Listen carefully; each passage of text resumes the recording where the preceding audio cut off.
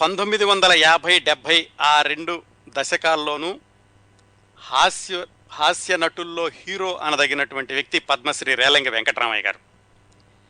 ఆయన చిన్నప్పటి నుంచి నాటకాల్లోకి వెళ్ళడం, పాటలు పాడడం అవంతా ఎలా జరిగిందో క్రిందటి వారం మాట్లాడుకున్నాం. ఆయనది కాకినాడ దగ్గర ఒక పల్లెటూరు. కాకినాడలో పెరిగారు. వాళ్ళ నాన్నగారు హరికథలు చెప్పేవాళ్ళు. ఈయన కూడా ఆయన దగ్గర హార్మోనియం బాగు చేస్తూ ఉండేవాళ్ళు, సంగీత పాఠాలు కూడా చెప్పేవాళ్ళు. నాన్నగారి దగ్గర చిన్నప్పుడే సంగీత పాఠాలు నేర్చుకున్నారు. ఆ తర్వాత ఆయన హై స్కూల్కి అయితే వెళ్ళారు, కానీ నాటకాల్లో నటించడం అనేటటువంటి అలవాటు వచ్చాక ఆయనకి చదువు మీద అంతగా శ్రద్ధ కొనసాగలేదు. 9వ తరగతితోటే ఆయన చదువు మానేసేశారు. మానేసి నాటకాల్లో వేయడం ఎక్కువగా మొదలుపెట్టారు. ఆ నాటకాల్లో వేస్తూ వేస్తూ ఆయన సొంతంగా కూడా ఒక నాటక కంపెనీ పెట్టారు. ఆ నాటక కంపెనీ పెట్టి ఆ నాటక కంపెనీ తరఫున తెనాలిలో మిత్రులతో కలిసి నాటకం వేయడానికి వెళుతూ వెళుతూ ఆ నాటకంలో స్త్రీ పాత్రధారిణికి చీరలు అవసరమై ఇంట్లో వాళ్ళ అమ్మగారి చీరలు దొంగతనంగా తీసుకెళ్లారు. ఆ నాటకం అయిపోయాక ఇంటికి రావడానికి భయం వేసి అక్కడి నుంచి అక్కడే దేశాల మీద వెళ్ళిపోయి ఆ నాటకాల్లో నటిస్తూ అలా రకరకాల నాటక సమాజాల్లో తిరుగుతూ ఉన్నప్పుడు ఒకానొక సంఘటన ఆయనకి కనువిప్పు కలిగించింది. తల్లిదండ్రులను చూసుకోవాలి, తల్లిదండ్రులకి ఇలా వాళ్ళని పట్టించుకోకుండా దేశాల మీద తిరగడం మంచిది కాదు అని ఆయనకి కనువిప్పు కలిగి మళ్ళా ఇంటికి వెళ్ళారు. సరే, వాళ్ళ నాన్నగారు కొంచెం కోపం అయినా కానీ భరించారు. కొడుకు వచ్చాడని, ఇలా లాభం లేదని ఆయనకి పెళ్లి చేసేశారు. ఆయనకి వివాహం అయ్యాక ఆయనకి తెలిసిందల్లా నాటకాలు వేయడం ఒకటే. ఆవిడ కూడా అర్థం చేసుకుని ఎలాగో భర్తకి నాటకాలు అలవాటు కదా అని ఆవిడ కూడా అనుకూలంగా దాంపత్యం కొనసాగించడం మొదలుపెట్టారు. ఇంతవరకు మాట్లాడుకున్నామండి క్రిందటి వారం. ఈ విధంగా రేలంగి వెంకటరామయ్య గారు నాటకాల్లో వేయడం, నాటకాల్లో కొనసాగుతూ ఉండడం, వివాహం జరగడం, పెళ్ళయింది, కొత్త పెళ్లి కూతురు కాపురానికి వచ్చింది. ఈయనేవో నాటకాల్లో కొంచెం కొంచెం డబ్బులు వస్తున్నాయి, కానీ మరి పూర్తిగా దాని మీద ఆయన సౌకర్యవంతంగాను ఏమాత్రం వెనక ముందు చూసుకోకుండా బ్రతకగలిగేటంతటి వెసులుబాటు లేదు. అప్పటికీ టాకీ సినిమాలు వచ్చినాయి. ఆ టాకీ సినిమాలు వచ్చినప్పుడు ఆ టాకీ సినిమాల్లో చుట్టుపక్కల ఉన్న వాళ్ళందరూ టాకీ సినిమాల్లోకి వెళ్ళడం మొదలుపెట్టారు. అప్పుడు రేలంగి వెంకటరామయ్య గారికి కూడా అనిపించింది ఆ టాకీ సినిమాల్లోకి వెళితే బాగుంటుంది అని. సహజంగానే మరి నాటకాలు అన్న తర్వాత సినిమాల్లోకి వెళ్ళడం కదా, పైగా ఈయనకి ఆర్థికపరమైన ఇబ్బందులు కూడాను, దీని బదులు ఒక వ్యాపకం ఉంటుంది, సినిమాల్లోకి వెళదామని ఆయన అనుకున్నారు. అప్పుడు ఏం జరిగింది అక్కడి నుంచి ఈ వారం మాట్లాడుకుందామండి. నాటకాలు వేస్తున్నారు. నాటకాల్లో ఏవో అప్పుడప్పుడు అవకాశాలు వస్తున్నాయి, కానీ అవి కూడా కొంచెం అవకాశాలు ఇంతకు ముందునంత జోరుగా రావడం లేదు. దాని మీద వచ్చే ఆదాయం కూడా ఎక్కువగా ఉండదు. అట్లాంటి రోజుల్లో ఏమైందంటే ఒకసారి 1934 ఆ ప్రాంతాల్లోనమాట ఈయన మిత్రుడు పరదేశి అని ఒక హార్మోనియం వాయించి ఆయన ఉన్నాడని తెలుసుకున్నాం కదా. ఆయన తబలా హార్మోనియం రెండు వాయిస్తూ ఉంటారు నాటకాల్లో. ఈయన పారుపల్లి సుబ్బారావు గారని ఆయన నాటకాల కంపెనీలో కొంతకాలం వేషాలు వేశారు రేలంగి వెంకటరామయ్య గారు. అక్కడ ఈ పరదేశి అన్న ఆయన పరిచయం. ఆ పరదేశి అన్న ఆయన ఒకరోజు రేలంగి గారిని కలిసి, నాకు కలకత్తా వెళుతున్నాను, కలకత్తాలో సి పుల్లయ్య గారు ఒక సినిమా తీస్తున్నారు, ఆ సినిమాలో నాకు సాంకేతిక నిపుణుడిగా అంటే తబలా వాయించడానికి అవకాశం వచ్చింది, అందుకని నేను కలకత్తా వెళుతున్నాను అని రేలంగి గారికి చెప్పారు. రేలంగి గారు ఏమన్నారంటే, సరే నువ్వు వెళుతున్నావు కదా, నన్ను కూడా తీసుకెళ్ళు, నాకు కూడా ఏదైనా అవకాశం ఉంటుందేమో అని పరదేశిని అడిగారు. అంతకుముందే పరిచయం కదా ఆయన ఏమన్నారంటే, నేనే మొట్టమొదటిసారి వెళుతున్నాను, పుల్లయ్య గారితో నాకు పూర్తిగా పరిచయం కూడా లేదు, ఇప్పుడే నిన్ను తీసుకెళ్ళిపోయి నేను అవకాశం ఇవ్వగలిగిస్తానో లేదో తెలీదు, అందుకని ఈసారికి ఆగు, నేను మళ్ళీ కలకత్తా వెళ్ళొచ్చాక పుల్లయ్య గారి పరిచయం పెరిగితే అప్పుడు నీకేమైనా సహాయం చేస్తానులే అని ఆయన కొంచెం ప్రాక్టికల్గా ఆలోచించి చెప్పారు. రేలంగి గారు కొంచెం నిరుత్సాహపడ్డారు. ఇదేదో చిన్న ఆధారం దొరికింది కదా, వెళదాం అనుకుంటే ఇలా అయిపోయిందా అని. కానీ ఆయన కూడా అర్థం చేసుకున్నారు. అర్థం చేసుకుని మళ్ళీ ఆయన వెనక్కి వచ్చేసి, అంటే మిత్రుడిని పంపించి ఆయన వెనక్కి వచ్చేసి ఆయన నాటకాలు కొనసాగిస్తూ ఉన్నారు. అప్పుడు అలా జరుగుతూ ఉండగా ఇంకొక అవకాశం వచ్చింది రేలంగి గారికి. అదేమైందంటే కాకినాడ నుంచి ఐ రాజారావు అని ఒక ఆయనకి శ్రీకృష్ణ తులాభారం అనే సినిమాని దర్శకత్వం చేసే అవకాశం వచ్చింది. మనకి ఈ తర్వాత అంటే 80-90 ప్రాంతాల్లో ఎక్కువ మంది దర్శకులు పాలకొల్లు నుంచి వెళ్ళారు. కోడి రామకృష్ణ గారు, దాసనారాయణరావు గారు ఇలాంటి వాళ్ళందరూ. అలాగే తెనాలి నుంచి చాలామంది నటీనటులు వెళ్ళారు. విజయనగరం నుంచి గాయని గాయకులు వెళ్ళారు. మచిలీపట్నం నుంచి రచయితలు వెళ్ళారు. అలాగే ఆంధ్రదేశంలో ఒక్కొక్క ఊరు నుంచి సినిమా రంగానికి వెళ్ళిన వాళ్ళు చాలామంది ఉన్నారు. ముఖ్యంగా కొన్ని కొన్ని ముఖ్యమైనటువంటి నగరాల నుంచి, పట్టణాల నుంచి. ఎందుకు చెప్పానంటే ఈ టాకీ సినిమాలు వచ్చినటువంటి కొత్తలోనూ ఆ తర్వాత 1-2 దశాబ్దాలు కూడా కాకినాడ నుంచి ఎక్కువ మంది వెళ్ళారండి సినీ రంగానికి. ఆ ఉదాహరణ చెప్పడానికని మిగతావి చెప్పానన్నమాట. ఆ తర్వాత రోజుల్లో ఎస్వి రంగారావు గారు, మన విబి రాజేంద్ర ప్రసాద్ గారు కూడా కాకినాడలో నాటకాలు వేశారు. అలాగే ఏడిది నాగేశ్వరరావు గారు నిర్మాత, ఆయన కూడా కాకినాడలో నాటకాలు వేశారు. అంజలిదేవి గారు, అలాగే చిత్తజల్లు పుల్లయ్య గారు, మనం మాట్లాడుకుంటున్న రేలంగి గారు, ఎక్కువ మంది టాకీ సినిమాలో వచ్చినటువంటి కొత్తలో కాకినాడ నుంచి వెళ్ళినటువంటి కళాకారులు, తెర ముందు కళాకారులు, తెర వెనుక కళాకారులు కూడా ఉన్నారు. నిర్మాత బిఏ సుబ్బారావు గారు, ఎన్టీ రామారావు గారికి మొట్టమొదటిసారిగా అవకాశం ఇచ్చిన బిఏ సుబ్బారావు గారు, ఆయన కూడా కాకినాడ నుంచి వెళ్ళారు. ఆ పరంపరలో మొట్టమొదటి రోజుల్లో వెళ్ళినటువంటి మరొక వ్యక్తి ఈ ఐ రాజారావు అన్న ఆయన. ఆయనకి శ్రీకృష్ణ తులాభారం అనే సినిమాకి దర్శకత్వం చేయడానికి అవకాశం వచ్చింది. ఆయనతో పాటుగా ఏం చేశారంటే లక్ష్మీ రాజ్యం అని ఆవిడ, అలాగే గండికోట జోగినాథం అని ఇంకొక ఆయన, ఇలా కొంతమందిని మిత్రులను కూడా తీసుకుని ఆయన కలకత్తా వెళ్ళారు. ఎందుకంటే అప్పట్లో సినిమా నిర్మాణం కలకత్తాలో జరుగుతూ ఉండేది ఎక్కువగా. ఈస్ట్ ఇండియా ఫిలిం కంపెనీ అని వాళ్ళు పెట్టుబడి పెడుతూ ఉండేవాళ్ళు. అందుకని వీళ్ళందరినీ తీసుకుని ఐ రాజారావు గారు కలకత్తా వెళ్ళడానికి సిద్ధమయ్యారు. రేలంగి గారికి తెలిసింది ఇలా ఇంకొక ట్రూప్ కూడా కలకత్తా వెళుతోంది అని. ఆయన అప్పటికే పరదేశీతోటి ప్రయత్నించారు, పరదేశీతోటి వెళ్ళడానికి వీలు కాలేదు. సరే వీళ్ళైనా పిలుస్తారేమో, వీళ్ళతోనైనా కలకత్తా వెళదాం అని రేలంగి గారు వేచి చూశారు. అయితే వాళ్ళెవరూ పిలవలేదు. వాళ్ళ ఇబ్బందులు ఏవో వాళ్ళకు ఉన్నాయి, వాళ్ళ పాత్రలు వాళ్ళకు ఉన్నాయి కాబట్టి వాళ్ళు రేలంగి గారిని ఆహ్వానించలేదు. ఈయన కొంతకాలం చూసి వాళ్ళు కలకత్తా వెళ్ళేటటువంటి రోజు దగ్గర పడుతోంది, వాళ్ళు పిలవలేదు, సరే మనం అభిమానానికి పోయి వెళ్లకుండా ఉండడమా, లేకపోతే ఏమైతే అయింది వెళదామా అని ఆయన ఆలోచించారు. ఆయన సరే అభిమానం ఎందుకు మనకి, ముందు అవకాశం ముఖ్యం, వాళ్ళు పిలవకపోతే ఏమైంది, నేనే వెళతాను వాళ్ళతో అని మొత్తానికి ఆ ట్రూప్ దగ్గరికి వెళ్ళి మీరేమన్నా అనుకోండి, నేను మీతో పాటు కలకత్తా వస్తాను, ఏదో ఒక అవకాశం నేను చూసుకుంటాను అని వాళ్ళతో పాటు ఆయన కలకత్తా రైలు ఎక్కారు. వెళ్లే ముందు ఇంట్లో చెప్పారు వాళ్ళ అమ్మగారికి, నాన్నగారికి, నేను ఇలా సినిమా అవకాశాల కోసం కలకత్తా వెళుతున్నాను అని భార్యకి కూడా చెప్పారు. ఆవిడ కూడా వివాహమైన కొత్తలో ఆవిడ కూడా చెప్పి వాళ్ళందరూ కూడా బాధపడుతుంటే మీరు బాధపడకండి, మంచి రోజులు వస్తాయి, నేను ఏదో ఒక అవకాశం చూసుకుని వస్తానని వాళ్ళకి సర్ది చెప్పి ఈ మిగతా ట్రూప్ అంతటితో కలిసి మొత్తానికి ఆయన కలకత్తా బయలుదేరారు. ఆ ట్రూపులో ఏమిటి, హార్మోనిస్ట్ ఒక ఆయన ఉన్నాడు, దూసి శాస్త్రి ఆయన పేరు, గండికోట జోగినాథం అని, ఆయనేమో ఈ శ్రీకృష్ణ తులాభారం సినిమాలో వసంతకుడు వేషం వేయడానికి ఆయన వెళ్తున్నారు. రాజారావు గారు అన్న ఆయనేమో ఎలాగూ దర్శకుడు, ఆయన వెళ్తున్నాడు. అలాగే లక్ష్మీరాజ్యం అన్న ఆవిడేమో నళిని అనే వేషం వేయడానికి ఆవిడ వెళ్తున్నారు. వీళ్ళందరికీ ఏవో ఒక వేషాలు ఉన్నాయి. రేలంగి గారికి ఏమీ లేనిది, అసలు ఆయన పరిచయం కూడా లేదు, ఊరికే వీళ్ళతో పాటు ఆయన కలకత్తా వెళ్ళారు. సరే మొత్తానికి ఎలాగైతే వాళ్ళతో వెళ్ళారు, వాళ్ళతో పాటే వాళ్ళు ఎక్కడో లాడ్జ్లో దిగితే ఈయన కూడా దిగారు. మరి అవకాశం కావాలి కదా, అసలు వచ్చిందే సినిమాలో అవకాశం కోసం. సో ఆయనకి ఎలాగో మొత్తానికి నిర్మాతని ఎక్కడుంటారో తెలుసుకుని నిర్మాత దగ్గరికి వెళ్ళి అడిగారు, ఏమండి నా పేరు రేలంగి వెంకటరామయ్య, నేను కాకినాడ నుంచి వచ్చాను, నాకు సినిమాలో ఏమైనా వేషం ఉందా అని. ఆయన అడిగారు ఏం చేస్తావు ఏమిటి అని. అయితే ఈయన చెప్పారు నేను హాస్య వేషాలు అయితే బాగా వేస్తాను అని. మరి మా దాంట్లో వసంతకుడి వేషానికి అయితే గండికోట జోగినాథం గారని కాకినాడ నుంచి ఒక ఆయన వస్తున్నారు, ఆయన రాకపోతే నీకు ఇస్తానులే అన్నారు. అసలు ఆయనతోటే ఈయన వచ్చారన్న విషయం ఆయనకి తెలీదు. సరే రేలంగి గారికి ఎలాగో తెలుసు, గండికోట జోగినాథం గారితో కలిసే కదా ఆయన వచ్చింది, ఎలాగూ ఈ వేషం నాకు రాదులే అనుకున్నారు. కాకపోతే ఏం చేశారంటే సరే ఏదో ఒక అవకాశం ఇవ్వండి, నేను ఇంత దూరం వచ్చాను అని ఆయన్ని నిర్మాతను అడిగేసరికి ఆయన కొంచెం జాలిపడి, సరే అబ్బాయి అయితే నువ్వు ఇక్కడ ఉండు, మా సినిమాలో చిన్న చిన్న వేషాలు ఉన్నాయి, వసుదేవుడు, రజకుడు, గొల్లవాడు ఇలాంటి పాత్రలు 2-3 ఉన్నాయి, పోనీ ఆ చిన్న చిన్న వేషాలు ఎక్కడో చోట ఇరికిస్తానులే నువ్వు ఉండు అన్నారు నిర్మాత.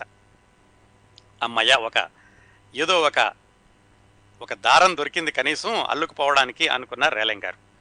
ఆయన ఏం చెప్పారంటే 4 నెలలు ఉండాలి బాబు ఇక్కడ, నువ్వు నీకు అన్నం పెడతాం, టిఫిన్ పెడతాం, వెయ్యమన్న వేషాలన్నీ వెయ్యాలి, నువ్వు 4 నెలలు అయ్యాక నీకు 70 రూపాయలు ఇస్తామని చెప్పారు. అసలు ఏదో ఒక అవకాశం చూస్తున్న వాడికి కనీసం అక్కడ ఉండేటటువంటి అవకాశం, తిండి దొరుకుతోంది, నివాసం దొరుకుతోంది, ఏవో చిన్న చిన్న వేషాలు ఇస్తున్నారు, 4 నెలలు అయితే 70 రూపాయలు ఇస్తా అన్నారు. అంతకంటే కావాల్సింది ఏముంది? ఆయన సంతోషంగా ఒప్పుకున్నారు. కాకపోతే రేలంగి గారికి ఒక గుణం ఉండేది. కోపం వస్తే విపరీతమైన కోపం వచ్చేదట. అలాగే సాధారణంగా ఎవరిని లక్ష్యం చేసేవాళ్ళు కాదు. ఎందుకంటే అది చిన్న వయసు. అప్పటికి ఈయన 1910లో పుట్టారంటే ఇది జరిగింది 1935 ప్రాంతాల్లో. అంటే ఆయనకి 23, 24 సంవత్సరాల వయసు. ఆ వయసులో సహజంగానే కొంచెం ఆవేశం ఉంటుంది. ఎవరిని ఎక్కువగా లక్ష్య పెట్టేవాడు కాదు ఆయన. ఏమైందంటే ఒకరోజు ఆ యూనిట్లో ఉన్న అసిస్టెంట్ డైరెక్టర్ తోటి తగాదా పడ్డారు. ఇది శ్రీకృష్ణ తులాభారం యూనిట్లో ఉన్న అసిస్టెంట్ డైరెక్టర్ తోటి. అసలు విషయం ఏమిటంటే డైరెక్టరు, అసిస్టెంట్ డైరెక్టరు ఇలా కొంతమంది ఆ సినిమాలో వేషాలు వేయడానికి వచ్చినటువంటి లేడీ యాక్ట్రెస్కి కొంచెం వాళ్ళు రక్షక భటుల్లా ఉండేవాళ్ళు. మొత్తానికి ఏదో చిన్న గొడవతోటి రేలంగి గారు ఆ అసిస్టెంట్ డైరెక్టర్ తోటి పెద్ద గొడవ అయ్యింది. అయ్యేసరికి నిర్మాత గారికి తలనొప్పి, వీళ్ళిద్దరిని సర్ది చెప్పడం. అందుకని ఏం చేశారంటే అంతకు ముందు వరకు అందరూ కలిపి స్టూడియోలోనే ఉన్న వాళ్ళని ఒక సగం మందిని తీసుకెళ్లి హోటల్లో పెట్టారు. మిగతా సగం మందిని స్టూడియోలో కంటిన్యూ చేశారు. ఆ విధంగా రేలంగి గారి వర్గం, నాన్ రేలంగి వర్గం రెండైనవి అనమాట. మొట్టమొదటి సినిమాలోనే ఆయనకి అంత తీవ్రమైనటువంటి అనుభవాన్ని ఆయనే కల్పించుకున్నారు. సరే, మొత్తానికి ఎలాగైతే 4 నెలలు గడిచింది. సినిమా అయిపోయింది, శ్రీకృష్ణ తులాభారం. ఆ సినిమాలో వేషానికి రేలంగి గారికి అనుకున్నట్టుగానే 70 రూపాయలు ఇచ్చారు. 70 రూపాయలు అంటే చాలా ఎక్కువ అండి. ఎందుకంటే ఆ రోజుల్లో తులం బంగారం 13 రూపాయలు ఉండేదట. అలాగే రూపాయికి 10 సేర్లు బియ్యం వచ్చేది. అలాంటిది 70 రూపాయలు అంటే చాలా ఎక్కువ. బహుశా ఈ రోజుల్లో 1,00,000 రూపాయలతోటో 70,000తోటో సమానం అనుకోవచ్చు. ఇది మనం మాట్లాడుకుంటుంది దాదాపుగా 80 సంవత్సరాల క్రిందట. ఆ 70 రూపాయలు తీసుకున్నారు. మళ్ళీ వేషాలు వెతుక్కోవడానికి ఆయన కలకత్తాలో ఇంకా వేరే ఎవరూ తెలీదు. పైగా ఇంట్లో కూడా ఆయన హఠాత్తుగా బయలుదేరి వచ్చారు. ఇంట్లో వాళ్ళని ఒప్పించి 4 నెలలు అయిపోయింది. అందుకని ఆ 70 రూపాయలు తీసుకుని ఆయన మళ్ళా back to the pavilion Kakinada వచ్చేశారు. తర్వాత ఏం జరిగిందో తెలుసుకోబోయే ముందు ఈ శ్రీకృష్ణ తులాభారం సినిమా గురించి ఇంకొంచెం మాట్లాడుకుందామండి. ఈ శ్రీకృష్ణ తులాభారం సినిమా ఆ విధంగా రేలంగి గారికి ఏదో చిన్న వేషం వేయడానికి గుర్తింపు రాకపోయినా ఒక అవకాశం కలిగించింది. కాకపోతే ఆ సినిమాలో ఇంకా మనం చెప్పుకోదగిన విశేషం ఏమిటంటే దాంట్లో కాంచనమాల గారికి కూడా అది మొట్టమొదటి సినిమా. మనం కాంచనమాల గారి గురించి 2 నెలల క్రితం మాట్లాడుకున్నప్పుడు చెప్పుకున్నాం. ఈ శ్రీకృష్ణ తులాభారం సినిమాలో మిత్రవింద అనేటటువంటి వేషం వేశారు కాంచనమాల గారు. ఆ సినిమా అడ్వర్టైజ్మెంట్లో కూడా రాశారు, డి కాంచనమాల తెనాలి అని రాశారు మిత్రవింద వేషానికి. ఆ తర్వాత రోజుల్లో ఆవిడ పెద్ద నటీమణి అయ్యారనుకోండి. ఈ గండికోట జోగినాథం అన్న ఆయనకి కూడా ఇదే మొట్టమొదటి సినిమా. దాంట్లో ఆయన వసంతుకుడి వేషం వేశారు. అలాగే ఋష్యేంద్రమణి అని ఇంకొక ఆవిడ సత్యభామ వేషం వేశారు. ఆవిడకి కూడా ఇదే మొట్టమొదటి సినిమా. ఈ ఋష్యేంద్రమణి గారు ఆ తర్వాత రోజుల్లో అంటే 70 సంవత్సరం 80 సంవత్సరం వచ్చేటప్పటికి తెలుగు సినిమాల్లో వృద్ధ పాత్రలు ధరిస్తూ ఉండేవాళ్ళు. ఋష్యేంద్రమణి గారి మనవరాలు కూడా తెలుగు సినిమాల్లో హీరోయిన్గా వేసింది. ఆ ఋష్యేంద్రమణి గారు ఈ శ్రీకృష్ణ తులాభారం సినిమాలో సత్యభామ వేషం వేశారు. ఆ విధంగా కేవలం రేలంగి గారికే కాకుండా చాలామందికి ఇది మొదటి సినిమా.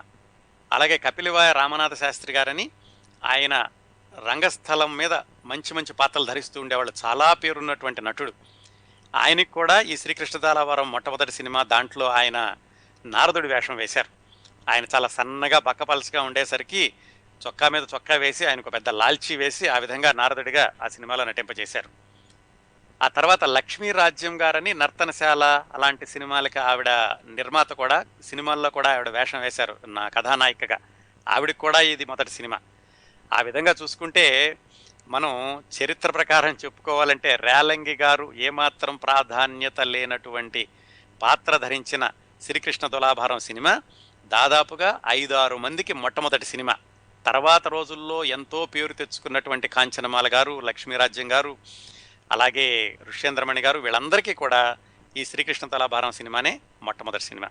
ఆ సినిమా 1935 ప్రాంతాల్లో విడుదలైందండి. ఆ విధంగా ఏదో సినిమాలో చిన్న చిన్న వేషం వేసుకుని 70 రూపాయలు సంపాదించుకుని రేలంగి గారు వెనక్కి వచ్చేశారు. చిత్తజల్లు పుల్లయ్య గారి గురించి క్లుప్తంగా తెలుసుకుందామండి. ఎందుకంటే రేలంగి గారి తదుపరి జీవితంలో ప్రముఖమైనటువంటి పాత్ర వహించింది చిత్తజల్లు పుల్లయ్య గారు. లేదా ఇంకో రకంగా చెప్పుకోవాలంటే చిత్తజల్లు పుల్లయ్య గారి వల్లే రేలంగి గారు ఆ తర్వాత సినీ రంగంలోకి వెళ్ళడం, నిలదొక్కుకోవడం జరిగింది. అసలు ఈ సి పుల్లయ్య గారు ఎవరో చూద్దాం. చిత్తజల్లు పుల్లయ్య గారిది కూడా కాకినాడ దగ్గరేనండి. ఆయన 1920 ప్రాంతాల్లోనే, అంటే టాకీ సినిమాలు రాకముందే, మూకీ సినిమాలు ఉన్నప్పుడే ఆయనకి సినిమా నిర్మాణం మీద ఆసక్తి కలిగి, ఎట్లాగైతే ఆయన ఈ మూకీ సినిమాల నిర్మాణం జరిగేటటువంటి బొంబాయి వెళ్ళారు. బొంబాయి వెళ్ళి ఎలాగో పరిచయాలు పెంచుకుని తెలుగులో మొట్టమొదటి మూకీ సినిమా భీష్మ ప్రతిజ్ఞ అని చెప్పుకున్నాం, 1921లో వచ్చింది. రఘుపతి వెంకయ్య నాయుడు గారని, వాళ్ళ అబ్బాయి ఆర్ఎస్ ప్రకాష్ అని అతను డైరెక్టర్. ఆ సినిమాకి ఈయన అసిస్టెంట్ డైరెక్టర్గా పనిచేశారు. ఎవరు? చిత్తజల్లు పుల్లయ్య గారు. అక్కడి నుంచి ఆయన మూకీ సినిమాల్లో అనుభవం తెచ్చుకుని టాకీ సినిమాలు వచ్చినప్పుడు ఆయన కూడా సినిమా దర్శకత్వం వైపు మళ్ళారు. తెలుగులో టాకీ సినిమాలు వచ్చిన కొత్తలో సినిమాలకి దర్శకత్వం చేయడం మొదలుపెట్టినటువంటి దర్శకుల్లో ఒకరు చిత్తజల్లు పుల్లయ్య గారు. చిత్తజల్లు పుల్లయ్య గారు టాకీ సినిమాలు వచ్చిన కొత్తలో దర్శకత్వానికి రంగంలోకి దిగినటువంటి తెలుగు వాళ్లలో హెచ్ఎం రెడ్డి గారు, ఆ తర్వాత ప్రముఖుల్లో చిత్తజల్లు పుల్లయ్య గారిని చెప్పుకోవచ్చు. ఎందుకంటే 1931-32లో మొట్టమొదటి టాకీ సినిమా వస్తే 33లోనే, ఆ తర్వాత సంవత్సరమే దర్శకత్వం వహించేటటువంటి అవకాశం వచ్చి చిత్తజల్లు పుల్లయ్య గారు సతీ సావిత్రి అనే సినిమా తీశారు. ఆ తర్వాత సంవత్సరం అంటే 1934లోనే అలా లవకుశ సినిమా తీశారు. ఆ విధంగా తెలుగు వాళ్లల్లో మొట్టమొదటిసారిగా టాకీ సినిమాలు వచ్చిన కొత్తలోనే మంచి సినిమాలు, ప్రముఖమైనటువంటి సినిమాలు తీసిన దర్శకుడు చిత్తజల్లు పుల్లయ్య గారు. ఆ రోజుల్లో ఆ లవకుశ సినిమా ఏది, రాలింగ గారు వెళదామనుకుని వెళ్ళలేకపోయారు, పరదేశి గారు తీసుకెళ్లలేదని చెప్పుకున్నాను చూడండి. ఆ లవకుశ సినిమా ఆ రోజుల్లోనే పెద్ద సంచలనం, 1934లోనే. ఇంకొక విచిత్రం ఏమిటంటే, ఆ లవకుశ సినిమాకి పరదేశి తబలిస్టుగా వెళుతూ రేలంగి వెంకటరామయ్య గారు అడిగితే ఆయన వద్దు, నేను ఇంకా మొదటిసారి వెళుతున్నాను అన్నారని చెప్పుకున్నాం కదా. ఆ విధంగా ఆ లవకుశ సినిమాకి అసలు వెళ్ళేటటువంటి అవకాశమే రాలేదు రేలంగి గారికి. యాదృచ్ఛికంగా ఏమైందంటే, దాదాపుగా 30 సంవత్సరాల తర్వాత, ఒక 28 సంవత్సరాలు వేసుకోండి, 1958-59 ప్రాంతాల్లో మళ్ళీ లవకుశ సినిమా తీశారు ఇదే చిత్తజల్లు పుల్లయ్య గారు. ఆ లవకుశ సినిమాలో మళ్ళీ రేలంగి గారికి అద్భుతమైనటువంటి అవకాశం. ఇది చాలా విశేషం ఏంటంటే, అదే చిత్తజల్లు పుల్లయ్య గారు 30 సంవత్సరాలు తీసినటువంటి మన ఎన్టీ రామారావు గారు, అంజలిదేవి గారు లవకుశ సినిమాలో రేలంగి గారు ప్రముఖ పాత్ర ధరించారు. ఆ ప్రముఖ పాత్ర కూడా ఎలా ధరించారో ఏమిటి విశేషాలు తర్వాత చెప్పుకుందాం. సో మొత్తానికి అదండి చిత్తజల్లు పుల్లయ్య గారి యొక్క నేపథ్యం. ఆయన కేవలం మూకీ సినిమాలకి, టాకీ సినిమాలకి దర్శకత్వం శాఖలోనే కాకుండా ఆయన ఏం చేశారంటే, కాకినాడలోనే ఆ రోజుల్లోనే, అంటే 1926-27 ప్రాంతాల్లోనే ఆయన ఒక కెమెరా, లైట్లు ఇలాంటివన్నీ కొనుక్కొచ్చి వాళ్ళ ఇంట్లోనే ఒక చిన్న స్టూడియో లాగా పెట్టి భర్త మార్కండేయ అని ఒక సినిమా కూడా తీశారు. మూకీ సినిమా అయితే తీశారు. ఆ సినిమా ఏదో మొత్తానికి ఫిలిం ఎలాగో కడిగారు, అంతా ఫిలిం రెడీ అయింది. కానీ చూడడానికి థియేటర్ లాగా దానికి ప్రొజెక్టర్ కావాలి కదా. అందుకని ప్రొజెక్టరు వీటి కోసం అని చెప్పేసి ఆయన ప్రొజెక్టర్ కూడా కొనుక్కొచ్చి చిన్న డేరా కట్టి ఆ ప్రొజెక్టర్ని, ఆ డేరాని తీసుకెళ్లి ఊరూరు వెళ్ళి ఆయన తీసినటువంటి మార్కండేయ సినిమా చూపించారు. అంత సాహసాలు చేసినటువంటి వ్యక్తి సి పుల్లయ్య గారు. ఇదంతా ఎప్పుడండి? 1930కి ముందేనమాట. అన్ని సాహసాలు చేశారు కాబట్టే టాకీ సినిమాలు మొదలవగానే ఆయనకి దర్శకత్వం చేసేటటువంటి ధైర్యం వచ్చింది. దర్శకత్వం చేసే సినిమాలను విజయవంతం కూడా చేశారు. ఇది సి పుల్లయ్య గారి నేపథ్యం. మళ్ళీ మనం రేలంగి గారి దగ్గరికి వెళదాం. పరదేశి గారు కలకత్తా నుంచి లవకుశ సినిమాకి పనిచేసి వెనక్కి వచ్చేశారు. రేలంగి గారు కూడా శ్రీకృష్ణ తులాభారం సినిమాలో ఏవో చిన్న చిన్న వేషాలు వేసి 4 నెలలుండి ఒక 70 రూపాయలు తీసుకుని ఆయన కూడా వెనక్కి వచ్చారు. ఇప్పుడు పరదేశి గారు కలిశారు. సరే, ఇద్దరు ఒకళ్ళ గురించి ఒకళ్ళు మాట్లాడుకున్నారు. ఓహో, నువ్వు కూడా కలకత్తా వెళ్ళొచ్చావా అని పరదేశి గారు రేలంగి గారిని అడిగారు. అప్పుడు పరదేశి గారు ఏం చెప్పారంటే, మళ్ళా ఇంకో సినిమా నేను చిత్తజల్లు పుల్లయ్య గారితో కలిసి పనిచేసేటటువంటి అవకాశం వచ్చింది.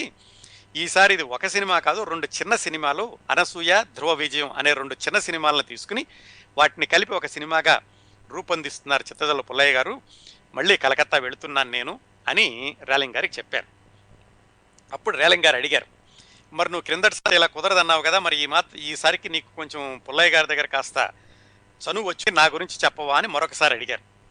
పరదేశి గారు కూడా ఈసారి సరే అన్నారు. క్రిందటిసారి అయితే నాకు అంత పరిచయం లేదు, ఇప్పుడు నాకు బాగానే పరిచయం ఉంది, నీ గురించి చెబుతాను, సరే రా తీసుకెళ్తానని రేలంగి గారిని రెండోసారి కలకత్తా తీసుకెళ్లారు. వెళ్ళి పుల్లయ్య గారికి పరిచయం చేశారు. మన ఊరు వాడే, కాకినాడ వాడు, ఇలా నాటకాలు వేస్తాడు, హాస్యవేషాలు బాగా వేస్తాడు, సినిమాలంటే చాలా ఆసక్తి ఉంది, శ్రీకృష్ణ తులాభారంలో ఒక చిన్న వేషం వేసి వెళ్ళిపోయారు అని మొత్తానికి ఆయన నేపథ్యం అంతా చెప్పారు. పుల్లయ్య గారికి కూడా రేలంగిని చూడగానే ఓకే మనవాడే అనిపించిందో, మొత్తానికి ఆయనకి అవకాశం ఇవ్వాలనిపించిందో కానీ ఆయన ఏమన్నారంటే, సరే అబ్బాయి నాతో ఉండు, కాకపోతే నేను నీకు పూర్తిగా పెద్ద పెద్ద పాత్రలు ఇస్తాను అని చెప్పి నేను నీకు వాగ్దానం చేయలేను, కాకపోతే నీకు ఏదో ఒక పని ఇస్తాను, నా దగ్గర ఉండు అని దాదాపుగా పుల్లయ్య గారు తన దగ్గర అసిస్టెంట్గా ఆయన్ని రేలంగి గారిని పని చేయడానికి ఒప్పుకున్నారు. అసిస్టెంట్ ఏమిటి అన్ని పనులు చేసేవాళ్ళు. పుల్లయ్య గారు ఏ పని చెప్తే ఆ పని చేస్తుండేవాళ్ళు. ఆ డైరెక్షన్లో సహాయం చేస్తుండేవాళ్ళు, చిన్న చిన్న వేషాలు వేస్తుండేవాళ్ళు, ఆయనకి ఏమైనా కావాలంటే తెచ్చి పెడుతుండేవాళ్ళు. అన్నిటికంటే ముఖ్యంగా ఆ సినిమాల్లోకి వచ్చేటటువంటి నటీనటుల్ని ఇంటర్వ్యూ చేయడం, వాళ్ళల్లో మంచి వాళ్ళని ఎన్నడం, అలాగే వాళ్ళకి అక్కడ ఇక్కడ శిక్షణ ఇవ్వడం, ఇలాంటి పనులన్నీ కూడా చేస్తుండేవాళ్ళు రేలంగి వెంకటరామయ్య గారు. ఆ విధంగా దాదాపుగా 1935 ప్రాంతాల్లో సి పుల్లయ్య గారితో మొదలైనటువంటి పరిచయం రేలంగి గారికి దాదాపు 15 సంవత్సరాల పాటు, అంటే 1948 ఆ ప్రాంతాల వరకు కూడా సి పుల్లయ్య గారి అభిమానంతో ఆయన దగ్గర పనిచేస్తే, ఆయనకి సినిమాలు ఉన్నప్పుడు ఆయనకి అసిస్టెంట్గా రకరకాల పనులు చేస్తూ ఆయన దాదాపుగా 15 సంవత్సరాలు కొనసాగారు. ఆ తర్వాత అంటే ఆ తర్వాత విడిపోయారని కాదు, ఆ తర్వాత సి పుల్లయ్య గారు దర్శకత్వం వహిస్తున్నారు. రేలంగి గారికి కూడా బాగా పేరు వచ్చింది 1950 తర్వాత. ఈ 35 నుంచి 50 వరకు 15 సంవత్సరాల్లో పుల్లయ్య గారి దగ్గరే అసిస్టెంట్గా పనిచేస్తూ ఎదిగారు. ఈ కలకత్తా అయిపోయాక తర్వాత మద్రాసు కూడా వెళ్ళి, మద్రాసులో కూడా పుల్లయ్య గారితోటి ఆయన ప్రయాణం కొనసాగింది. ఈ కలకత్తాలో ఉండగానే రేలంగి గారు ఇంకొక సంఘటన జరిగింది. ఏమిటంటే, చెప్పుకున్నాం కదా, చాలా మందిని కొత్త వాళ్ళని పుల్లయ్య గారు పరిచయం చేసినప్పుడు వాళ్ళంతటినీ ఎంపిక చేసేటటువంటి అవకాశం, అలాగే వాళ్ళకి శిక్షణ ఇచ్చేటటువంటి సందర్భం, ఇలాంటివన్నీ కూడా రేలంగి గారికి అప్పచెబుతూ ఉండేవాళ్ళు పుల్లయ్య గారు. ఈ సతీ అనసూయ ధ్రువ విజయం అనేటటువంటి సినిమా కదా మొట్టమొదటిసారి వెళ్ళింది. ఆ సినిమాలో మళ్ళా కొత్త నటీమణులు ఇద్దరు పరిచయం అయ్యారండి, కృష్ణవేణి, బాలసరస్వతి. వాళ్ళు చాలా చిన్న పిల్లలు. ఈ కృష్ణవేణి గారు ఎవరంటే, తర్వాత రోజుల్లో ఆవిడ మీర్జాపురం జమీందారు గారిని వివాహం చేసుకుని చక్కటి సినీ నిర్మాతగా కూడా మారి, ఎన్టీ రామారావు గారు నటించిన మొట్టమొదటి సినిమా మన దేశం, చిన్న వేషం చేశారని చెప్పుకున్నాం కదా, ఆ సినిమాకి నిర్మాత కూడా కృష్ణవేణి గారే. ఆవిడ ఇంకా జీవించే ఉన్నారు. ఆ కృష్ణవేణి గారు సి పుల్లయ్య గారి దగ్గర రేలంగి గారు పనిచేయడం మొదలెట్టిన మొట్టమొదటి సినిమా ధ్రువ అనసూయ, ఆ సినిమాలో బాలనటిగా రంగప్రవేశం చేశారు. ఎందుకు ఇవి స్పష్టంగా చెప్పానంటే, ఒక్కొక్కసారి జీవితం చాలా ఆశ్చర్యంగా ఉంటుందండి. సినీ జీవితం ఇంకా ఆశ్చర్యంగా ఉంటుంది. రేలంగి గారు ఈ విధంగా ఎంతోమంది మొట్టమొదటి సినిమాల్లో వాళ్లతో కలిసి పనిచేశారు.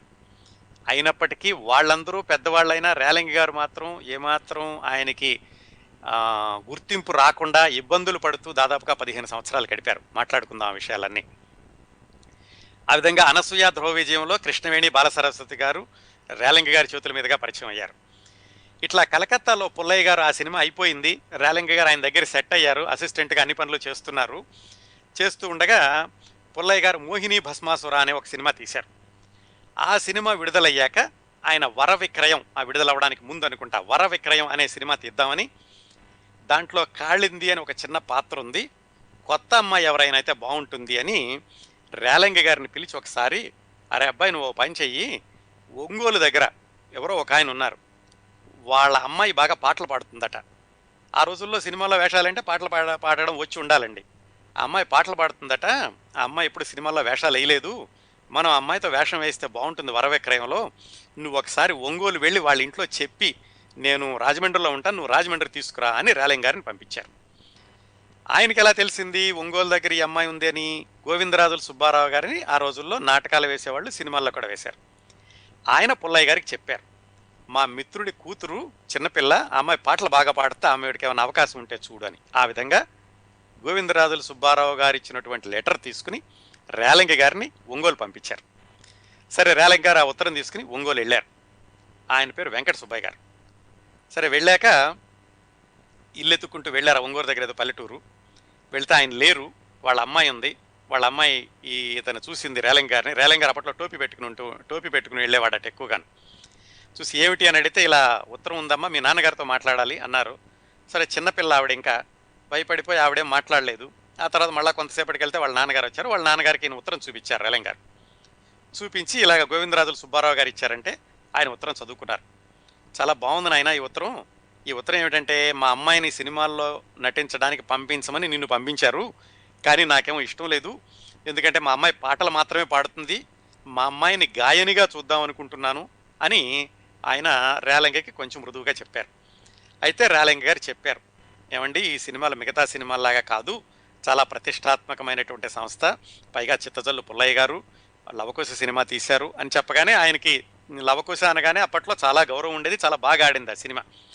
సరే ఆయన ఆలోచించారు, సరే ఇంత పెద్ద ఆయన కబురు చేశారు కదా, ఇప్పుడే కాదండం ఎందుకు అని రేలంగి గారికి చెప్పారు. సరే అబ్బాయి వస్తాంలే, మరి ఎక్కడికి వెళ్దామంటే రేలంగి గారు చెప్పారు, పుల్లయ్య గారు ఇప్పుడు రాజమండ్రిలో ఉన్నారండి, రాజమండ్రి తీసుకురమ్మన్నారు మిమ్మల్ని అని.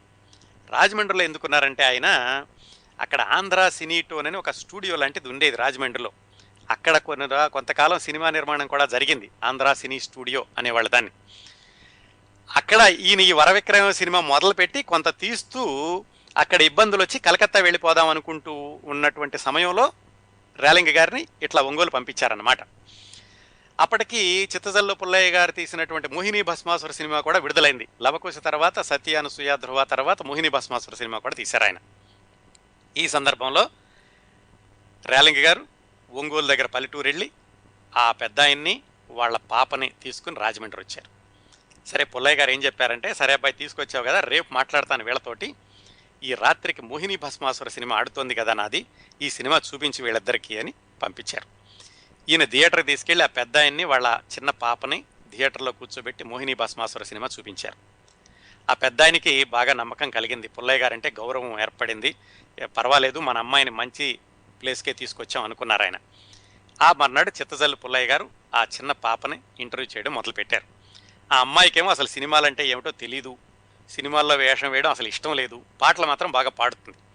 ఏమాత్రం ఇష్టం లేకుండా ఏదో ఒక మూల వెళ్ళి తలుపు దగ్గర సిగ్గుగా అటు తిరిగి నుంచుందట. పుల్లయ్య గారు చూసి కరెక్ట్గా ఈ అమ్మాయే కావాలి మాకు, ఇలా సిగ్గుపడే అమ్మాయే కావాలి మా సినిమాలో వేషం వేయడానికి అని ఆ అమ్మాయిని ఆయన సినిమాలో వేషం వేయడానికి ఆయన ఖరారు చేసుకున్నారు. ఆ అమ్మాయి ఎవరంటే భానుమతి గారండి. తర్వాత రోజుల్లో నటీమణి, హీరోయిన్, స్టూడియో ఓనర్, దర్శకురాలు, సంగీత దర్శకురాలు, గాయని ఇన్నైనటువంటి భానుమతి గారు ఆ విధంగా రేలంగి గారి ద్వారా ఒంగోలు నుంచి రాజమండ్రి ప్రయాణం చేసి వాళ్ళ నాన్నగారితో కలిసి చిత్తజల్లు పుల్లయ్య గారికి మొట్టమొదటిసారిగా పరిచయం అయ్యారు. రేలంగి గారి చేతుల మీదుగా ఎంతమంది పరిచయం అయ్యారు అని చెప్పడానికి ఇది మరొక ఉదాహరణ అండి.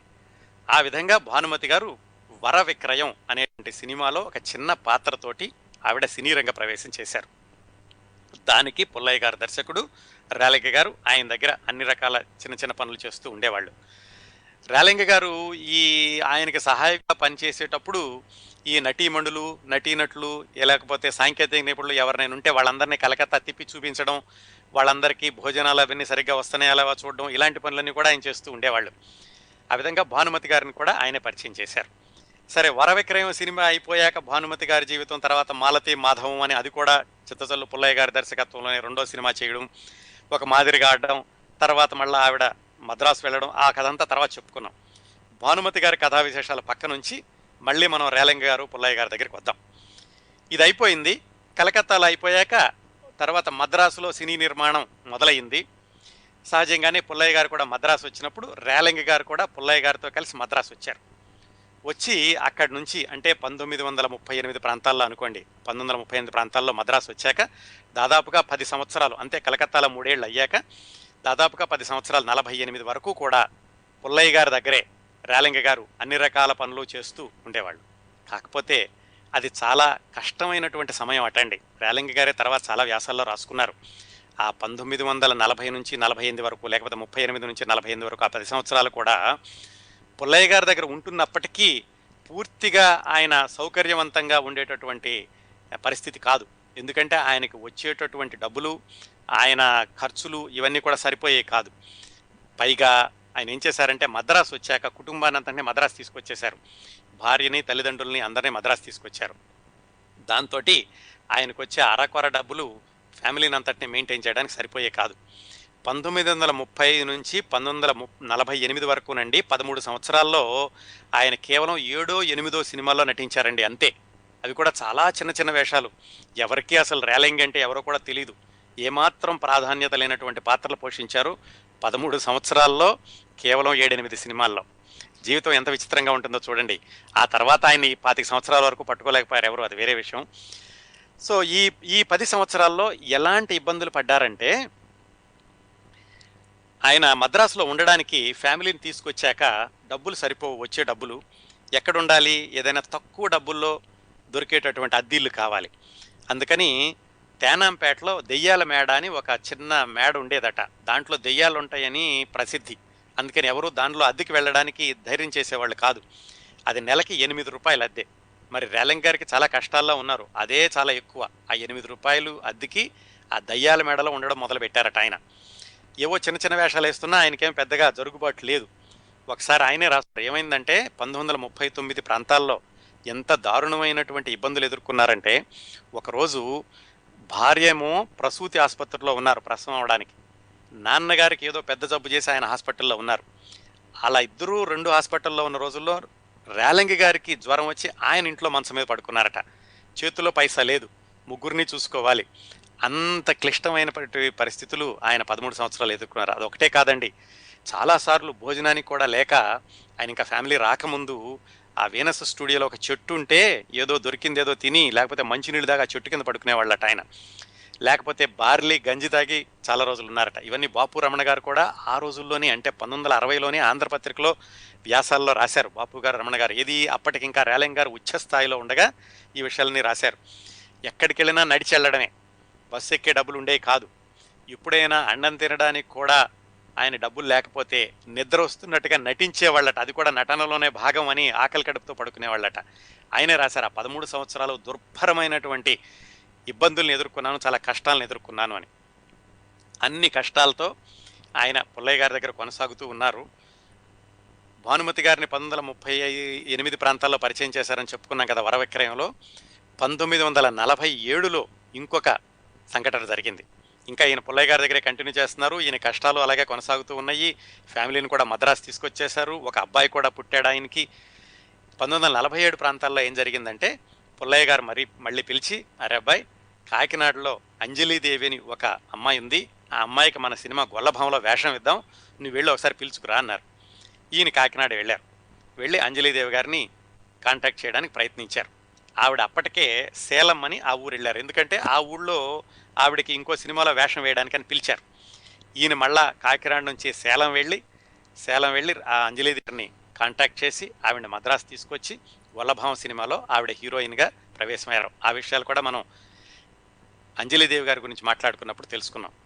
ఆ విధంగా అంజలీదేవి గారు కూడా రేలంగి గారి చేతుల మీదుగానే పుల్లయ్య గారి దగ్గరకు వచ్చి సినిమాలో వేషం వేశారనమాట. ఇదండి జరిగింది. 1938 నుంచి 48 వరకు ఆయన విపరీతమైనటువంటి కష్టాలు, కన్నీళ్లు, ఇబ్బందులు, ఆకలి, ఆర్థికపరమైనటువంటి ఇబ్బందులు, వీటన్నిటిని ఎదుర్కొంటూ 48వ సంవత్సరం వచ్చింది. ఈ గొల్లభామ సినిమా అయిపోయాక ఏమైందో ఏమిటో తెలీదు, ఎక్కువగా ఎవరూ రాయలేదు. కానీ ఈయన ఒకానొక సందర్భంలో కాకినాడ వచ్చేసారు, మద్రాసు వదిలేసేసి. అయిందేదో అయిపోయింది, ఇంకా ఎంతకాలం నేను ఇలాగ కొనసాగుతాను, ఫ్యామిలీని కూడా పెట్టుకుని ఇబ్బందులతోటని ఆయన గొల్లభామగానే ఫ్యామిలీని కూడా తీసుకుని వెనక్కి వచ్చేశారు. వెనక్కి వచ్చేసినప్పుడు ఆయనకి మరొక అవకాశం వచ్చింది. అదేమిటంటే వింధ్యారాణి అనేటటువంటి సినిమా. ఆ సినిమా బందర్ నుంచి కొంతమంది మద్రాసు వచ్చి ఆ సినిమా తీద్దాం అనుకున్నారు. పింగళి నాగేంద్రరావు గారికి మొట్టమొదటి సినిమా అది. పింగళి నాగేంద్రరావు గారు రాసిన స్టేజ్ నాటకాన్ని వింధ్యారాణి అనేటటువంటి సినిమాగా నిర్మించడానికి బందర్ నుంచి డివి సుబ్బారావు గారిని నాటకాలు వేసేవాళ్ళు. వాళ్ళందరూ వచ్చి ఆ సినిమా తీస్తూ దాంట్లో ఎలాగైతే రేలంగి గారికి అవకాశం వచ్చింది. ఎందుకంటే రేలంగి గారు ఈ 13 సంవత్సరాల్లో కూడా ఆయన సినిమాల్లో వేషాలు ఎక్కువ లేవు, ఇబ్బందులు పడుతున్న రోజుల్లో కూడా ఆయన నాటకాలు వేస్తూ ఉండేవాళ్ళు. ఆ నాటకాల పరిచయం అవనండి, మొత్తాన్ని డివి సుబ్బారావు గారి పరిచయం అవనండి, ఎలాగన్నా కానీ ఆయనకి ఈ వింధ్యారాణిలో వేషం దొరికింది. ఆ వింధ్యారాణికి కూడా దర్శకత్వం పుల్లయ్య గారే. అది కూడా ఒక ఆయనకి ఉపయోగం. సో పుల్లయ్య గారు దర్శకత్వం వహించిన వింధ్యారాణి సినిమాలో వేషం వేయడానికి ఆయన మళ్ళీ మద్రాసు వచ్చారు. ఆ వింధ్యారాణి సినిమా రేలంగి గారి జీవితంలో ఒక మలుపురాయి అండి, చిన్న మైలురాయి అనుకోవచ్చు. ఎందుకంటే దాంతో ఆయనకి మంచి పేరు వచ్చింది, వింధ్యారాణితోటి గుర్తింపు వచ్చింది. రేలంగి వెంకటరామయ్య అనేటువంటి హాస్య నటుడు ఉన్నాడని. దానికి కూడా కారణం మళ్ళీ చిత్తజల్ల పుల్లయ్య గారే, ఆయన దగ్గర నుంచి కొనసాగుతూ ఉండడం వల్లే. దాని తర్వాత ఆ మరుసటి సంవత్సరమే కీలుగుర్రం అని ఇంకో సినిమా వచ్చింది. అది అక్కినేని నాగేశ్వరరావు గారు హీరోగా వేశారు 1949లో. ఆ సినిమా తీసింది ఎవరు? మళ్ళీ కృష్ణవేణి గారు. ఆ సినిమా తీసినటువంటి 49లో కృష్ణవేణి గారు తీసినటువంటి కీలుగుర్రం సినిమాలో హాస్య పాత్ర ఈయనకి చాలా పేరు తీసుకొచ్చింది. దాదాపుగా హాస్యనటుడిగా స్థిరపడిపోయేటంతటి పేరు తీసుకొచ్చింది కీలుగుర్రం సినిమా. ఆ కీలుగుర్రం సినిమా శతదినోత్సవంలో ఒక్కొక్కళ్ళకి నటండి 1 కిలోగ్రాము వెండితోటి కీలుగుర్రం బొమ్మలు తయారు చేయించి జ్ఞాపికల కింద ఇచ్చారు. అది రేలంగి గారికి కూడా వచ్చింది. దాని తర్వాత దానికి అటు ఇటుగా పరమానంద శిష్యులు కదా అని కస్తూరి శివరావు గారని ఆ రోజుల్లో ఒక హాస్యనటుడు ఉండేవాడు. ఆయన తీసిన సినిమాలో మరో మంచి వేషం దొరికింది. దాంతో రేలంగి గారి పేరు మారుమ్రోగిపోయింది. అంటే వింధ్యారాణి, కీలుగుర్రం, ఈ పరమానంద శిష్యులు కదా, ఈ 3 సినిమాలు ఒకదాని తర్వాత ఒకటి విజయవంతం అవడంతో రేలంగి గారికి చాలా మంచి పేరు వచ్చిందండి.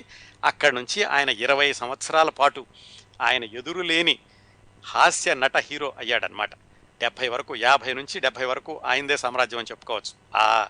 ఆయన ఎంత వైభవంగా ఉండేవాళ్ళు, ఎంత సంపాదించారు, ఎంత పేరు తిన్నారు అనే విషయాలు కూడా తర్వాత విభాగంలో మాట్లాడుకుందాం. ఇప్పుడు మొత్తం ఇప్పటి వరకు చూసుకుంటే, అంటే రేలంగి గారు కలకత్తా వెళ్ళడం, పుల్లయ్య గారు పరిచయం అవడం, ఆయన పరిచయంతో మళ్ళీ మద్రాసు రావడం, ఇలా ఎంతోమందిని పరిచయం చేయడం, ఆయన ఇబ్బందులు పడడం 13 సంవత్సరాలు, మళ్ళా పుల్లయ్య గారి వింధ్యరాణి సినిమా ద్వారానే పేరు తెచ్చుకోవడం, ఇవన్నీ ఒకసారి గమనిస్తేనండి ఒక విచిత్రం తెలుస్తుంది. రేలంగి గారి చేతుల మీదుగా పరిచయమైనటువంటి భానుమతి గారు 1939 ప్రాంతాల్లోనే ఆవిడ సినిమాల్లోకి వస్తే 48 కల్లా ఆవిడ నిర్మాత అయ్యారు, స్టూడియో కట్టారు, ఆవిడ పెద్ద హీరోయిన్ అయ్యారు. రేలంగి గారు మాత్రం అలాగే ఉన్నారు, పేరు లేకుండా. అంజలీదేవి గారు 47లో పరిచయమైన అంజలీదేవి గారు తొందరలోనే పేరు తెచ్చుకున్నారు. కోర్స్ రేలంగి గారు కూడా ఆ తర్వాత తొందరలో తెచ్చుకున్నారు అనుకోండి. ఆయన మొట్టమొదటి సినిమా శ్రీకృష్ణ తులావారం 1935లో, దానిలో పరిచయమైన కాంచనమాల గారు అతి కొద్ది కాలంలోనే ఆవిడ విపరీతమైనటువంటి పేరు తెచ్చుకున్నారు. ఆంధ్ర ప్రేక్షకుల్లో ఎంతో క్రేజ్ తెచ్చుకున్నారు. ఆ విషయాలు కూడా చెప్పుకున్నాం మనం. అలాగే 42 ప్రాంతాల్లో ఆవిడ సినీ రంగం నుంచి కూడా విరమించారు. రేలంగి గారు మాత్రం ఏమాత్రం అనామకంగా అలాగే ఉండిపోయారు. అలాగే రేలంగి గారి ద్వారా పరిచయమైనటువంటి కృష్ణవేణి గారు, ఆవిడ తర్వాత హీరోయిన్ అయ్యారు, నిర్మాత అయ్యారు. రేలంగి గారు మాత్రం అలాగే ఉండిపోయారు. లక్ష్మీరాజ్యం గారు, ఆవిడ హీరోయిన్ అయ్యారు, ఆవిడ సినిమాలు తీశారు. రేలంగి గారు మాత్రం అలాగే ఉండిపోయారు. ఎంత ఉంటుందో చూడండి జీవితం. ఆయనతో కలిసి పనిచేసి ఆయన ద్వారా పరిచయం అవడం అంటే పుల్లయ్య గారి దగ్గరకు వచ్చినప్పుడు ఈయన ద్వారా శిక్షణ పొందిన వాళ్ళందరూ అతి కొద్ది కాలంలోనే ఎంతో పేరు తెచ్చుకుంటే, రేలంగి గారు దాదాపుగా 13 సంవత్సరాల పాటు అనామకంగా ఉంటూ ఏమాత్రం ప్రాధాన్యత లేని వేషాలు వేస్తూ అతి కష్టం మీద కుటుంబాన్ని నెట్టుకొస్తూ అన్ని ఇబ్బందులు పడ్డారు. ఆ విధంగా 1950వ సంవత్సరం వచ్చేసరికి పరమానంద శిష్యుల కథ అయ్యేసరికి రేలంగి గారి స్థానం తెలుగు చిత్రసీమలో స్థిరపడిపోయిందండి. ఇదండి జరిగింది. రేలంగి గారికి 40 సంవత్సరాల వయసు. అప్పటికి 1910లో పుట్టారు ఆయన. 35లో అంటే దాదాపుగా 25 సంవత్సరాల వయసులో వెళ్ళి 15 సంవత్సరాలు అష్టకష్టాలు పడిన మీదట 40వ సంవత్సరం వచ్చేసరికి ఆయన సినీ రంగంలో స్థిరపడ్డారు. ఇంక అక్కడి నుంచి ఆయన నటించినటువంటి ప్రతి సినిమా ఒక చరిత్ర అండి.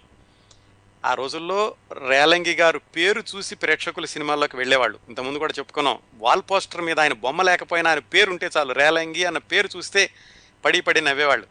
అలాగే ఎన్టీ రామారావు గారి తర్వాత, లేకపోతే ఆయన సమాంతరంగా అనుకోవచ్చు, ఎన్టీ రామారావు గారిని ప్రేక్షకులందరూ ఎలాగైతే మన వంటి ఓడు అనేవాళ్ళు, మొట్టమొదటిసారిగా వాడు వీడు అనడం మొదలుపెట్టింది బహుశా రేలంగి గారితోనేమో. ఆయన మా రేలంగోడు అంటుండే వాళ్ళందరూ అంతగా ఆయన ప్రేక్షకులకు దగ్గరయ్యారు.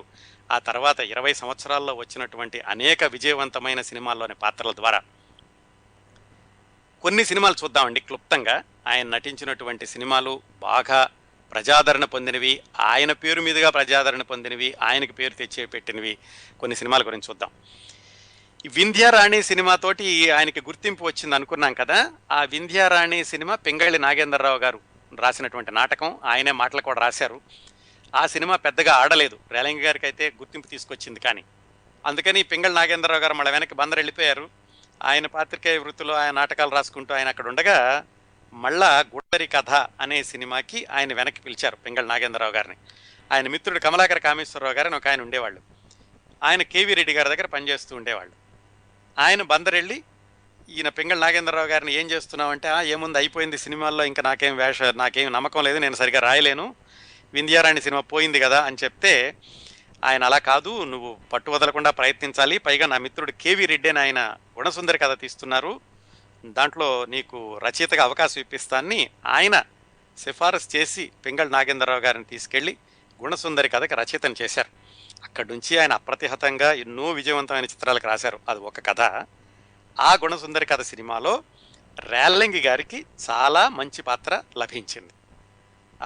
గుణసుందరి కథ మరి ఎంతమందికి తెలిసి ఉంటుందో తెలియదు, కానీ చాలా క్లుప్తంగా చెప్తాను. రాజుగారు ఉంటారు. రాజుగారికి 3 కూతుళ్ళు ఉంటారు. 3 కూతుళ్ళలో ఇద్దరిని ఒక ఆయన్నేమో మేనలుడికి ఇచ్చి పెళ్లి చేస్తాడు, ఇంకొక ఆయన్నేమో ఇంకో అతనికి ఇచ్చి పెళ్లి చేస్తారు. వాళ్ళందరూ పెద్ద సమర్థులు కాదు. రాజుగారికి ఏంటంటే తన మాట వినేవాళ్ళు ఉండాలి. ఆ 3వ కూతురు గుణసుందరి ఏదో మాటల మీద వచ్చి భర్త ఎలాంటి వాడైనా సరే పాదపూజ చేయాలి, పూజించాలి, భర్తే దైవం అనుకోవాలి అంటుంది. ఆయనకేదో కోపం వచ్చి ఆ అమ్మాయికి ఒక వ్యాధిగ్రస్తుడినిచ్చి పెళ్లి చేస్తాడు. నువ్వు అన్నావు కదా నీ భర్త ఏదో చాలా ఎలాంటి భర్త అయినా సరే పూజించాలని, ఇతను ఎలా చేసుకుంటావు చూసుకో అన్నట్టుగా 3వ అమ్మాయికి అలా పెళ్లి చేస్తాడు. అతను నిజానికి వ్యాధిగ్రస్తుడు కాదు, అతను శాపవశాత్తు అలా అయినటువంటి రాజకుమారుడు. అక్కడి నుంచి ఆ గుణసుందరి ఆ శాపగ్రస్తుడైనటువంటి భర్త, వాళ్ళిద్దరి కష్టాలు, దైవాధీనం అతని పేరు, వాళ్ళందరూ కష్టాలు పడడం, ఇంకా భగవంతుడు పరిచయం, ఇవన్నీ సాగుతుంటుంది కథ. దీంట్లో రేలంగి గారి పాత్ర ఏమిటంటే, ఒక రాజకుమార్తెని పెళ్లి చేసుకున్నాడు రాజుగారికి అల్లుడు. రాజుగారికి ఇతనంటే బాగానే ఉంటుంది. అతను ఏం చేయాలంటే ఈ గుణసుందరి దైవాధీనం వాళ్ళు కష్టాలు పడేటప్పుడు వాళ్ళని మరింతగా ఇబ్బంది పెట్టడం, లేకపోతే వాళ్ళు ఏదో మణిని తీసుకురావడానికి వెళ్ళినప్పుడు వాళ్ళని అడ్డం కొట్టడం, వాళ్ళని మోసం చేయడం, ఇలాంటి పాత్ర రేలంగి గారిది. దాంట్లో హాస్యము ఉంది, ఒక విధమైనటువంటి విలనిజం కూడా ఉందన్నమాట. క్రూరత్వం అన్నిటినీ పోషించాలి. పైగా ఆయన పూర్తిగా విలన్ లాగా చేయకూడదు. హాస్యంలో విలనిజాన్ని రంగరించాలి. అలాగా మధ్యలో శృంగారం చూపించాలి. ఓవర్ యాక్షన్ చేయకూడదు. భార్య ముందేమో నోరెత్తలేడు, ఇంకోవైపు చూస్తేనేమో ఎత్తు మీద పై ఎత్తు వేసేటటువంటి జుత్తుల మారి నక్కలాగా ఉండాలి. ఇలా ఇన్ని షేడ్స్ ఉన్నటువంటి పాత్ర ఆయనకి 1949లో వచ్చిన గుణసుందరి కథలోనే లభించింది. అందుకని ఆ సినిమాలో ప్రధాన పాత్రలు జరుగుతున్నంతసేపు రేలంగి పాత్ర కూడా సమాంతరంగా నడుస్తూ ఉంటుంది. దాంతో చాలా అద్భుతమైనటువంటి పేరు తెచ్చిపెట్టింది రేలంగి గారికి గుణసుందరి కథ. ఆయన ఏంటంటే మొదటి నుంచి కూడా ఏదో మొహం విపరీతంగా అష్టవంకరలు తిప్పేసేయడం, గెంతులేయడం, హాస్యం అంటే అలా చేసేవాళ్ళు కాదు. చాలా ఆయన శరీరాన్ని కూడా ఎక్కువ కదల్చకుండా ప్రేక్షకులను చక్కల కింద పెట్టడానికి ప్రతి మాటని స్పష్టంగా పలకడం. ఎందుకంటే ఆయన నాలుక మందంగా ఉండేదట, అందుకని గబగబా మాట్లాడితే అర్థం కాదని నెమ్మదిగా పలకడం అదొకటి. అలాగే ఆయన కనుబొమ్మలు ఎగరేయడం, మూతి అటు ఇటు తిప్పడం, మొహంతో భావాలు పలికించడం, వీటితోటి ఎక్కువగా నవ్వించేవాళ్ళండి.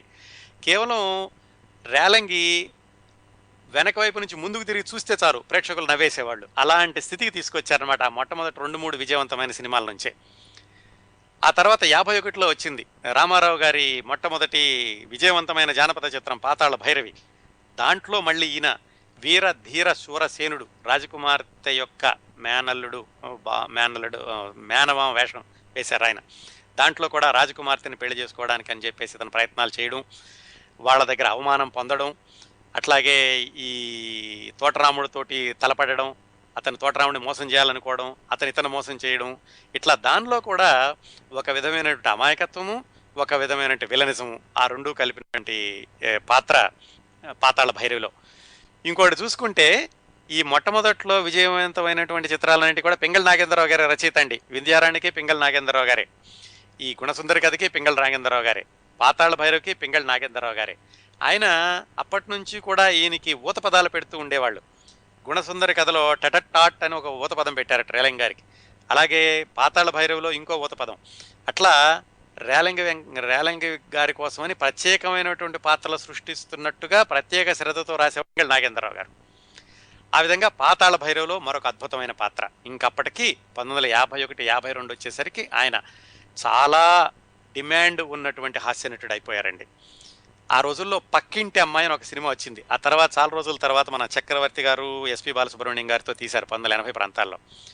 ఆ పక్కింటి అమ్మాయి సినిమాలో దాదాపుగా హీరో పాత్ర, హీరోనే అనుకోవచ్చు.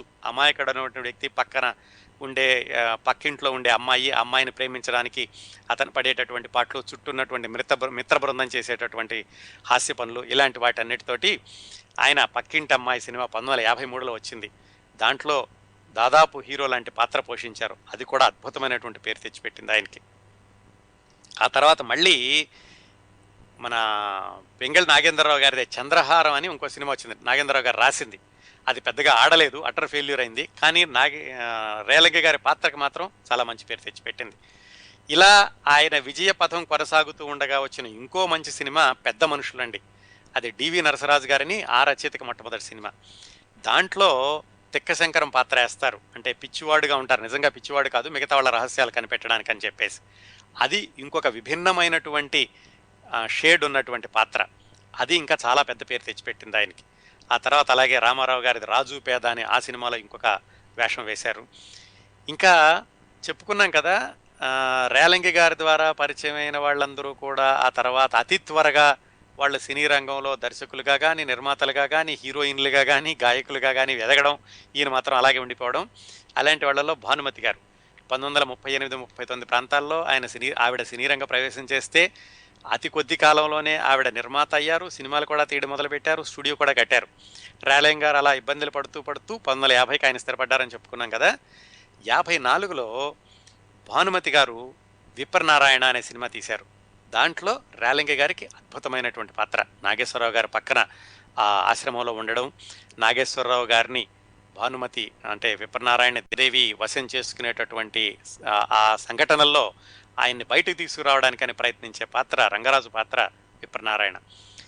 ఒకప్పుడు ఒంగోలు వెళ్ళి ఆ చిన్నపిల్లని తీసుకుని రాజమండ్రి వెళ్ళి ఇలాగ పరిచయం చేసి ఆవిడ్ని సినిమాల్లోకి పరిచయం అవడానికి ప్రముఖ పాత్ర పోషించిన రేలంగి గారు ఇలా భానుమతి గారు తీసినటువంటి విప్రనారాయణ సినిమాలో మంచి పాత్ర ధరించారు. దానికి కూడా చాలా మంచి పేరు వచ్చింది. అందులో ఈ దేవదేవి వాళ్ళ తల్లితోటి మాటక మాట అనడం, ఒకళ్ళనొకళ్ళు రిపార్టీలు ఇచ్చుకోవడం, అలాంటి సంఘటనలో కూడా రేలంగి గారు చాలా బాగా చేశారు. ఆ సినిమా మొత్తంలో హాస్యం రిలీఫ్గా ఉండేటటువంటి పాత్ర రేలంగి గారిది విప్రనారాయణలో. ఇంకా మిస్సమ్మ సినిమాలో రేలంగి గారి గురించి చెప్పాల్సిన పని లేదు. అట్లాగే చింతామణి ఇంకొక చాలా మంచి సినిమా 1956లో వచ్చిందండి. చింతామణి అని, అది స్టేజ్ నాటకంగా ఉండేది. దాన్ని చింతామణి సినిమాగా తీశారు. స్టేజ్ నాటకంగా ఉన్నప్పుడు రేలంగి గారు చాలా చిన్నపిల్లడప్పుడే దాంట్లో ఆయన సుబ్బిశెట్టి వేషం వేశారు, అలాగే చింతామణి తల్లి పాత్ర వేశారు. ఈ సినిమాలో ఆయన సుబ్బిశెట్టి పాత్ర వేశారు చింతామణి సినిమాలో. అది కూడా చాలా మంచి పేరు తెచ్చిపెట్టింది. అప్పటికే ఆయనకి చాలా హీరోకి ఎంత డిమాండ్ ఉందో ఈయనకి అంత డిమాండ్ ఉంటే స్టేజ్కి చేరుకున్నారు 1950-55 ప్రాంతాలు వచ్చేసరికి. ఇంకో అద్భుతమైన పాత్ర ఆయనకి ఆ ప్రయాణంలో దొరికింది. 1957లో వచ్చింది మాయాబజార్. మాయాబజార్లోని లక్ష్మణ కుమారుడు. ఇప్పటికి కూడా మాయాబజార్లో మిగతా అన్ని పాత్రల గురించి ఎంతసేపు మాట్లాడుకుంటారో లక్ష్మణ కుమారుడి పాత్ర గురించి కూడా అంతసేపు మాట్లాడుకుంటారు. రేలంగి గారి నటన గురించి కూడా అంతసేపు మాట్లాడుకుంటారు. నిజానికి మనం కేవీ రెడ్డి గారి గురించి మాట్లాడుకున్నప్పుడు చెప్పుకున్నాం, ఈ మాయాబజార్ అనేది కల్పిత కథ, మహాభారతంలో ఉన్నది కాదు. అందులో ఈ దుర్యోధనుడి కొడుకు లక్ష్మణ కుమారుడు. దుర్యోధనుడు ఎంత పౌరుషం ఉన్నవాడు, కానీ లక్ష్మణ కుమారుడిని మాత్రం అలా సరదాగా కొంచెం హాస్యంగా చూపించారు. దానికి కూడా రచయిత పెంగళ నాగేంద్రరావు గారు, దర్శకుడు కేవీ రెడ్డి గారు వేరే వివరణ ఇచ్చారనుకోండి. మొత్తానికి ఆ సినిమాలో హాస్యం సృష్టించడంలో ప్రముఖ పాత్ర వహించిన ఒక పాత్ర లక్ష్మణ కుమారుడిది, రేలంగి గారిది అనమాట. ఆ తర్వాత సువర్ణ సుందరి, చెంచులక్ష్మి సినిమాలో ఆయన నారదుడిగా వేశారు. ఇంకో మంచి సినిమా అప్పు చేసి పప్పుకూడు, దాంట్లో భజగోవిందం అనేటటువంటి పాత్ర వేశారు. ఇప్పుడు తర్వాత పాట వినిపిస్తా దాంట్లోది. ఇట్లా చాలా సినిమాలండి. ఎన్ని సినిమాలు చూసుకున్నా కానీ ప్రతి సినిమాలో కూడా రేలంగి గారిది ఒక ప్రత్యేకమైనటువంటి పాత్ర ఉండేది. ఎంతసేపు అన్నా ఉండనివ్వండి, ఆయన పాత్ర పేరు కానీ, ఆయన అందులో వాడిన ఊత పదాలు కానీ, అందులో ఆయన చేసినటువంటి చమక్కులు కానీ, ఆయన నటనలో వచ్చినటువంటి మెరుపులు కానీ ప్రేక్షకులకి విపరీతంగా ఆకర్షించేవి. ఆయన పేరు చూసి వెళ్ళేవాళ్ళు.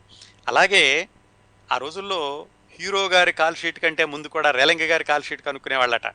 ఎందుకంటే చెప్పుకున్నాం మనం, రామారావు గారికి 15 సినిమాలు, నక్కినే నాగేశ్వరరావు గారికి 10 సినిమాలు ఉంటే రేలంగి గారికి 25 సినిమాలు ఉండేవి. ఎందుకంటే అందరి సినిమాల్లోనూ రేలంగి గారు ఉండాలి కాబట్టి. అంత డిమాండింగ్గా ఉండేవాళ్ళు 1950-60 ప్రాంతాల్లో. అదే ఆయన అత్యంత విజయవంతమైనటువంటి పాత్రలు ధరించి ఉచ్చస్థాయిలో ఆయన నట జీవితం కొనసాగిన 2 దశాబ్దాలు 1950, 1960, అంటే 1950 నుంచి 1970 వరకు అనుకోవచ్చండి. 75లో ఆయన మరణించారనుకోండి. ఈ 2 దశాబ్దాల్లో వచ్చినటువంటి ఆయన చాలా సినిమాల గురించి మాట్లాడుకోవచ్చు. మనం ఊరికే రేఖామాత్రంగా పైన స్పృశించాం ఆయన ధరించినటువంటి కొన్ని పాత్రలు. ఇప్పుడు రేలంగి గారు ఉచ్చస్థాయిలో ఉండగా ఆయన గౌరవాలు సన్మానాలు అందుకున్నారు, అలాగే ఆయన సంపాదన ఎలా ఉండేది, అందరితో మంచిగా ఎలా ఉండేవాళ్ళు, ఆ విషయాలు మాట్లాడుకుందామండి. ఆయనకండి 1950 నుంచి ఆయన ఆయన సామ్రాజ్యం మొదలైంది అనుకున్నాం కదా. ఆయనకి అందరితోటి చాలా మంచిగా ఉండేవాళ్ళు, అందరు హీరోలు కూడా ఆయన్ని అభిమానిస్తూ ఉండేవాళ్ళు. ఎందుకంటే ఎలాంటి దుర్వ్యసనాలు లేనటువంటి వ్యక్తి. ముఖ్యంగా రామారావు గారు, నాగేశ్వరరావు గారు ఏమాత్రం కొంచెం దుర్వ్యసనాలు ఉంటే వాళ్ళని దూరంగా పెడుతూ ఉండేవాళ్ళట. రేలంగి గారు వాళ్ళిద్దరికంటే ముందు నుంచి సినీ రంగంలో ఉన్నారనేటువంటి గౌరవం ఒకటి, ఇలా ఎలాంటి వ్యసనాలు లేకుండా మంచిగా ఉంటారని ఒకటి, ఆ రెండిటి వల్ల కూడా వాళ్ళిద్దరూ కూడా ఎంతో గౌరవంగా చూస్తూ ఉండేవాళ్ళు రేలంగి గారిని. అలాగే ఆ సంవత్సరాల్లో రేలంగి గారితో నటించినటువంటి జోడీలు విపరీతంగా ఉండేయండి. అంటే కాంబినేషన్స్, రేలంగి గిరిజ అది చాలా పెద్ద కాంబినేషను. అలాగే రేలంగి గారు రమణారెడ్డి గారు, రేలంగి గారు సూర్యకాంతం గారు, రేలంగి గారు ఛాయాదేవి గారు, ఇలాంటి కాంబినేషన్లన్నీ కూడా చాలా బాగా వెళ్తూ ఉండేవండి ఆ రోజుల్లో. 1950లో ఒక సంఘటన జరిగింది. హైదరాబాదులో ఆంధ్ర నాటక కళా పరిషత్ వాళ్ళు రేలంగి గారికి సన్మానం చేశారు. అది మామూలుగా జరిగే సన్మానం అయితే మనం పెద్దగా చెప్పుకోవాల్సిన అవసరం లేదు. దాంట్లో ఆయన కాలికి గండపెండేరం తొరిగారు. ఎవరు? స్థానం నరసింహారావు గారు. స్థానం నరసింహారావు గారు అంటే రంగస్థలం మీద అత్యద్భుతమైనటువంటి పేరు తెచ్చుకున్న నటులు, అందరూ గౌరవించినటువంటి నటులు స్థానం నరసింహారావు గారు. ఆయన రేలంగి కాలికి గండపెండేరం తొరుగుతుంటే ఆయన చాలా, రేలంగి గారు ఆయన కళ్ళంటే నీళ్ళు రావడం కాదు, వెక్కి వెక్కి ఏడ్చారట. ఎందుకు? రేలంగి గారు నాటకాల్లో వేషాల కోసం ప్రయత్నం చేసే రోజుల్లో ఈయన ఒరే పోరా నీకు వేషం లేదురా, రేపు రారా, ఎల్లుండి రారా అంటూ ఉండేవాళ్ళట. అలాంటి స్థానం నరసింహారావు గారి ద్వారా సన్మానం చేయించుకుంటున్నాను అని రేలంగి గారు రంగస్థలం మీద ఏడ్చేశారట. ప్రేక్షకులు ఎలా ఉండేవాళ్ళంటే రేలంగి గారు కనపడితే చాలు నవ్వేవాళ్ళు. రేలంగి గారు కళ్ళంటే నీళ్లు పెట్టుకుంటున్నా కానీ ప్రేక్షకులు నవ్వడం మొదలు పెట్టారట. అంత అలాగా ఆయన రేలంగి గారు ప్రముఖులతోటి కూడా సన్మానం పొందారు. అట్లాగే రాజమండ్రిలో ఆయనకి సన్మానం చేసి హాస్య నట చక్రవర్తి అనే బిరుదు, సువర్ణ కంకణాలు, చాలా చోట్ల సువర్ణ కంకణాలు బహూకరించడం జరిగిందండి. అన్నిటికంటే కూడా చెప్పుకోదగినటువంటి సన్మానం ఏమిటంటే 1959 మే 14న మే 15న జరిగిందటండి. ఏంటంటే తెలుగు సినీ రంగంలో ఉండేటటువంటి కళాకారులు, తమిళ సినీ రంగంలో ఉండేటువంటి కళాకారులు అందరూ కలిసి రేలంగి గారికి సన్మానం చేశారు. 1959 అంటే ఆయన సినిమాల్లో పేరు తెచ్చుకోవడం మొదలుపెట్టి 10 సంవత్సరాలు అయిందనమాట. ఎవరు అప్పట్లో చాలా పేరు తెచ్చుకున్న, అప్పట్లో ఎంతో డిమాండ్లో ఉన్నటువంటి ఎంజి రామచంద్రన్, శివాజీ గణేశన్ గారు, శారద గారు, గీతాంజలి గారు, రాజశ్రీ గారు, మలయాళంలో ఉన్న కొట్టార్కర్ గారు, ఇలా అన్ని భాషల వాళ్ళు కూడా రేలంగి గారికి ఆ ఘన సన్మానం చేశారు. అలాగా సినీ రంగంలో వాళ్లతోటే సన్మానం పొందినటువంటి హాస్య నటుడు ఆ రోజుల్లో రేలంగి గారు ఒక్కళ్ళే అని చెప్పుకోవచ్చు. ఆ తర్వాత ఆయనకి వెంకటేశ్వర యూనివర్సిటీ సెనేట్ సభ్యుడిగా కూడా రేలంగి గారు కొంతకాలం పనిచేశారు. ఆయన చదువుకుంది 9వ తరగతే. 9వ తర్వాత ఆయన చదువులో నుంచి, హై స్కూల్లో నుంచి మానేశారని చెప్పుకున్నాం. ఆయన వెంకటేశ్వర యూనివర్సిటీ సెనేట్ సభ్యుడిగా కూడా పనిచేశారు. 1970లో ఆయనకి ఈ పద్మశ్రీ అవార్డు, పద్మశ్రీ పురస్కారం వచ్చింది. ఆయన ఏ రాజకీయ పార్టీతోటి ఎప్పుడూ కూడా కలిసి పనిచేయడం కానీ, ఒక వర్గానికి చెందినవాడు అనిపించుకోవడం కానీ చేయలేదు. అయినా కానీ ఆయన కేవలం ఆయన ప్రతిభని గౌరవించి ప్రభుత్వం వాళ్ళు ఆయనకి పద్మశ్రీ పురస్కారాన్ని ఇచ్చారు. ఆ విధంగా పద్మశ్రీ పురస్కారాన్ని అందుకున్న మొట్టమొదటి తెలుగు హాస్య నటుడు రేలంగి గారు. ఇంకా శతదినోత్సవాలు వాటిల్లో వచ్చినటువంటి షీల్డ్లు అవన్నీ నటండి. ఆ తర్వాత ఒకసారి వాటన్నిటినీ గోని సంచుల్లో తీసుకెళ్ళి అమ్మితే 50,000 రూపాయలు వచ్చినాయట, ఆ వెండి జ్ఞాపికలు అలాంటివన్నీను. అంతగా మంచిగా ఉండేవాళ్ళు, అందరితోటి సన్మానాలు, గౌరవాలు పొందడం, మంచి పేరు తెచ్చుకోవడం కొనసాగింది. ఇంకా ఆయన సహాయం చేయడం, అందరితోటి అందరినీ తన వాళ్లే అనుకోవడం ఎలా ఉండేదంటే, ఆయనకి పండగ వచ్చిందంటే ఇంటి నిండా మనుషులు ఉండేవాళ్ళట. అంటే ఆయన బంధువులు అందరూ కూడా మద్రాసులో ఉండేవాళ్ళు. ఆయనకి ఆ తర్వాత ఒక చెల్లెలు, ఆవిడని కూడా మద్రాసులోనే దగ్గర పెట్టుకుని వాళ్ళకి మళ్ళీ ఇల్లు కట్టించి అవన్నీ చేశారు. ఎప్పుడు 2 వంట వాళ్ళు ఉండేవాళ్ళట. రోజుకి 50 మంది వరకు భోజనం చేసేవాళ్ళట. 2 సెక్రటరీలు ఉండేవాళ్ళు రేలంగి గారికి. షూటింగు ఎంత బిజీగా ఉండేదంటే ఏ కాల్ షీట్ ఎక్కడ చేస్తున్నారో రోజుకి 4 కాల్ షీట్లతో పనిచేస్తూ ఉండేవాళ్ళట. అస్సలు మాట్లాడడానికి కూడా సమయం దొరకనంతవంటి బిజీగా ఉండేవాళ్ళు. కొంచెం సమయం దొరికినా గానీ చుట్టూ 10 మందిని కూర్చోబెట్టుకుని కబుర్లు చెప్తూ ఉండేవాళ్ళట. ఈయన పేకాట పరిభాషలో ఈయన గురించి పేకేటి శివరం ఒకసారి చెప్పారటండి. ఏంటంటే తెలుగు సినిమాలో రేలంగి జోకర్ లాంటి వాడు, రేలంగి సినిమాలో రేలంగి పాత్ర సెకండ్ సీక్వెన్స్ లాంటిది. ఆ వేషం సరిగ్గా పడితే ఆ ప్రొడ్యూసర్కి డీల్ షో, లేకపోతే ఆల్ కౌంట్ అయ్యేది. మొదటి నుంచి కూడా రేలంగి మా సినిమాలో లేడు, ఆయన బుక్ చేసుకోలేడు, కానీ చివరిలో ఆయన్ని యాడ్ చేసామని కొంతమంది చెబుతూ ఉండేవాళ్ళు. అలా చెప్తే అది రమ్మీ అండ్ షో, లేకపోతే ఆల్ కౌంట్ అయినంత పని అయ్యేది. పేకాట పరిభాషలో రేలంగి గారి యొక్క ప్రాధాన్యత గురించి పేకేటి శివరాం గారు ఒకసారి చెప్పారట. ఆయన తను కష్టాలు పడుతున్న రోజుల్లో కూడా వేరే వాళ్ళకి బాగా సహాయం చేసేవాళ్ళటండి. పద్మనాభం గారు మద్రాసు వచ్చి మళ్ళా వేషాల కోసం ఆయన కష్టపడుతుంటే, రేలంగి గారు కష్టపడుతున్న రోజుల్లో కూడా ఆయన్ని సైకిల్ మీద ఎక్కించుకుని తీసుకెళ్లి పుల్లయ్య గారికి పరిచయం చేసి, ఇలా పద్మనాభం అని కొత్తగా వచ్చాడు, ఏదైనా సహాయం ఇవ్వండి అని ఈయన సిఫార్సు చేసేవాడట. ఇంకా విపరీతంగా సంపాదించారండి ఆ రోజుల్లో. దాదాపుగా 6 ఇళ్ళో 7 ఇళ్ళో కొన్నారట. ఇప్పుడు విజయ గార్డెన్స్ అని ఆ తర్వాత స్టూడియో వచ్చింది, దాంట్లో చాలా స్థలం రేలంగి గారు కొన్నదేనట. ఆయన తర్వాత ఎవరో లెక్కేసి చెప్పారు, ఆయన కొన్న స్థలం కనుక ఇప్పటికి ఉండుంటే దాదాపు 500 కోట్లు 600 కోట్లు పైన ఉండేదటండి ఆయన కొన్నటువంటి స్థలం మద్రాసులో. అంటే అలాగనే ఆయన ఏం పోగొట్టుకోలేదు. అన్నీ ఆయన ఉన్నంత కాలం కూడా ఆయన చాలా వైభవంగానే ఉన్నారు, ధనవంతుడిగానే ఉన్నారు. ఆయన సంపాదించిందన్న కూడా చాలా జాగ్రత్తగా ఆయన నిలవ చేసుకుంటూ, దాన్ని సంరక్షించుకుంటూ, మంచి పేరు తెచ్చుకుంటూనే ఉన్నారు సినిమాలో ఉన్న రోజులు కూడా. కార్యక్రమంలో చిట్ట చివరి అంశంలోకి ప్రవేశించామండి. రేలంగి గారు వాళ్ళ సొంత ఊరు కాకినాడ అయినప్పటికీ వాళ్ళ అత్తగారు ఊరు తాడేపల్లిగూడెం అని చెప్పుకున్నాం కదా. తాడేపల్లిగూడెంలో చాలా గౌరవంగా ఉండేవాళ్ళు. ఊళ్ళో వాళ్ళందరూ కూడా ఈయన్ని బాగా గౌరవిస్తూ ఉండేవాళ్ళు. వీళ్ళనా గారు వెంకటరామయ్య వెంకటరామయ్య అంటూ, అలాగే చేబోలి వారు అల్లుడు అని చాలా మంచి పేరు తెచ్చుకున్నారు. ఆయన కేవలం సినీ రంగంలోనే కాకుండా కుటుంబ సంబంధ బాంధవ్యాల్లో కానీ, ఆయన పుట్టి పెరిగిన ఊర్లో కానీ, వాళ్ళ అత్తగారి ఊర్లో కానీ అందరూ కూడా వెంకటరామయ్య గారు మంచివారు అని అందరూ పొగుడుతూ ఉండేవాళ్ళు.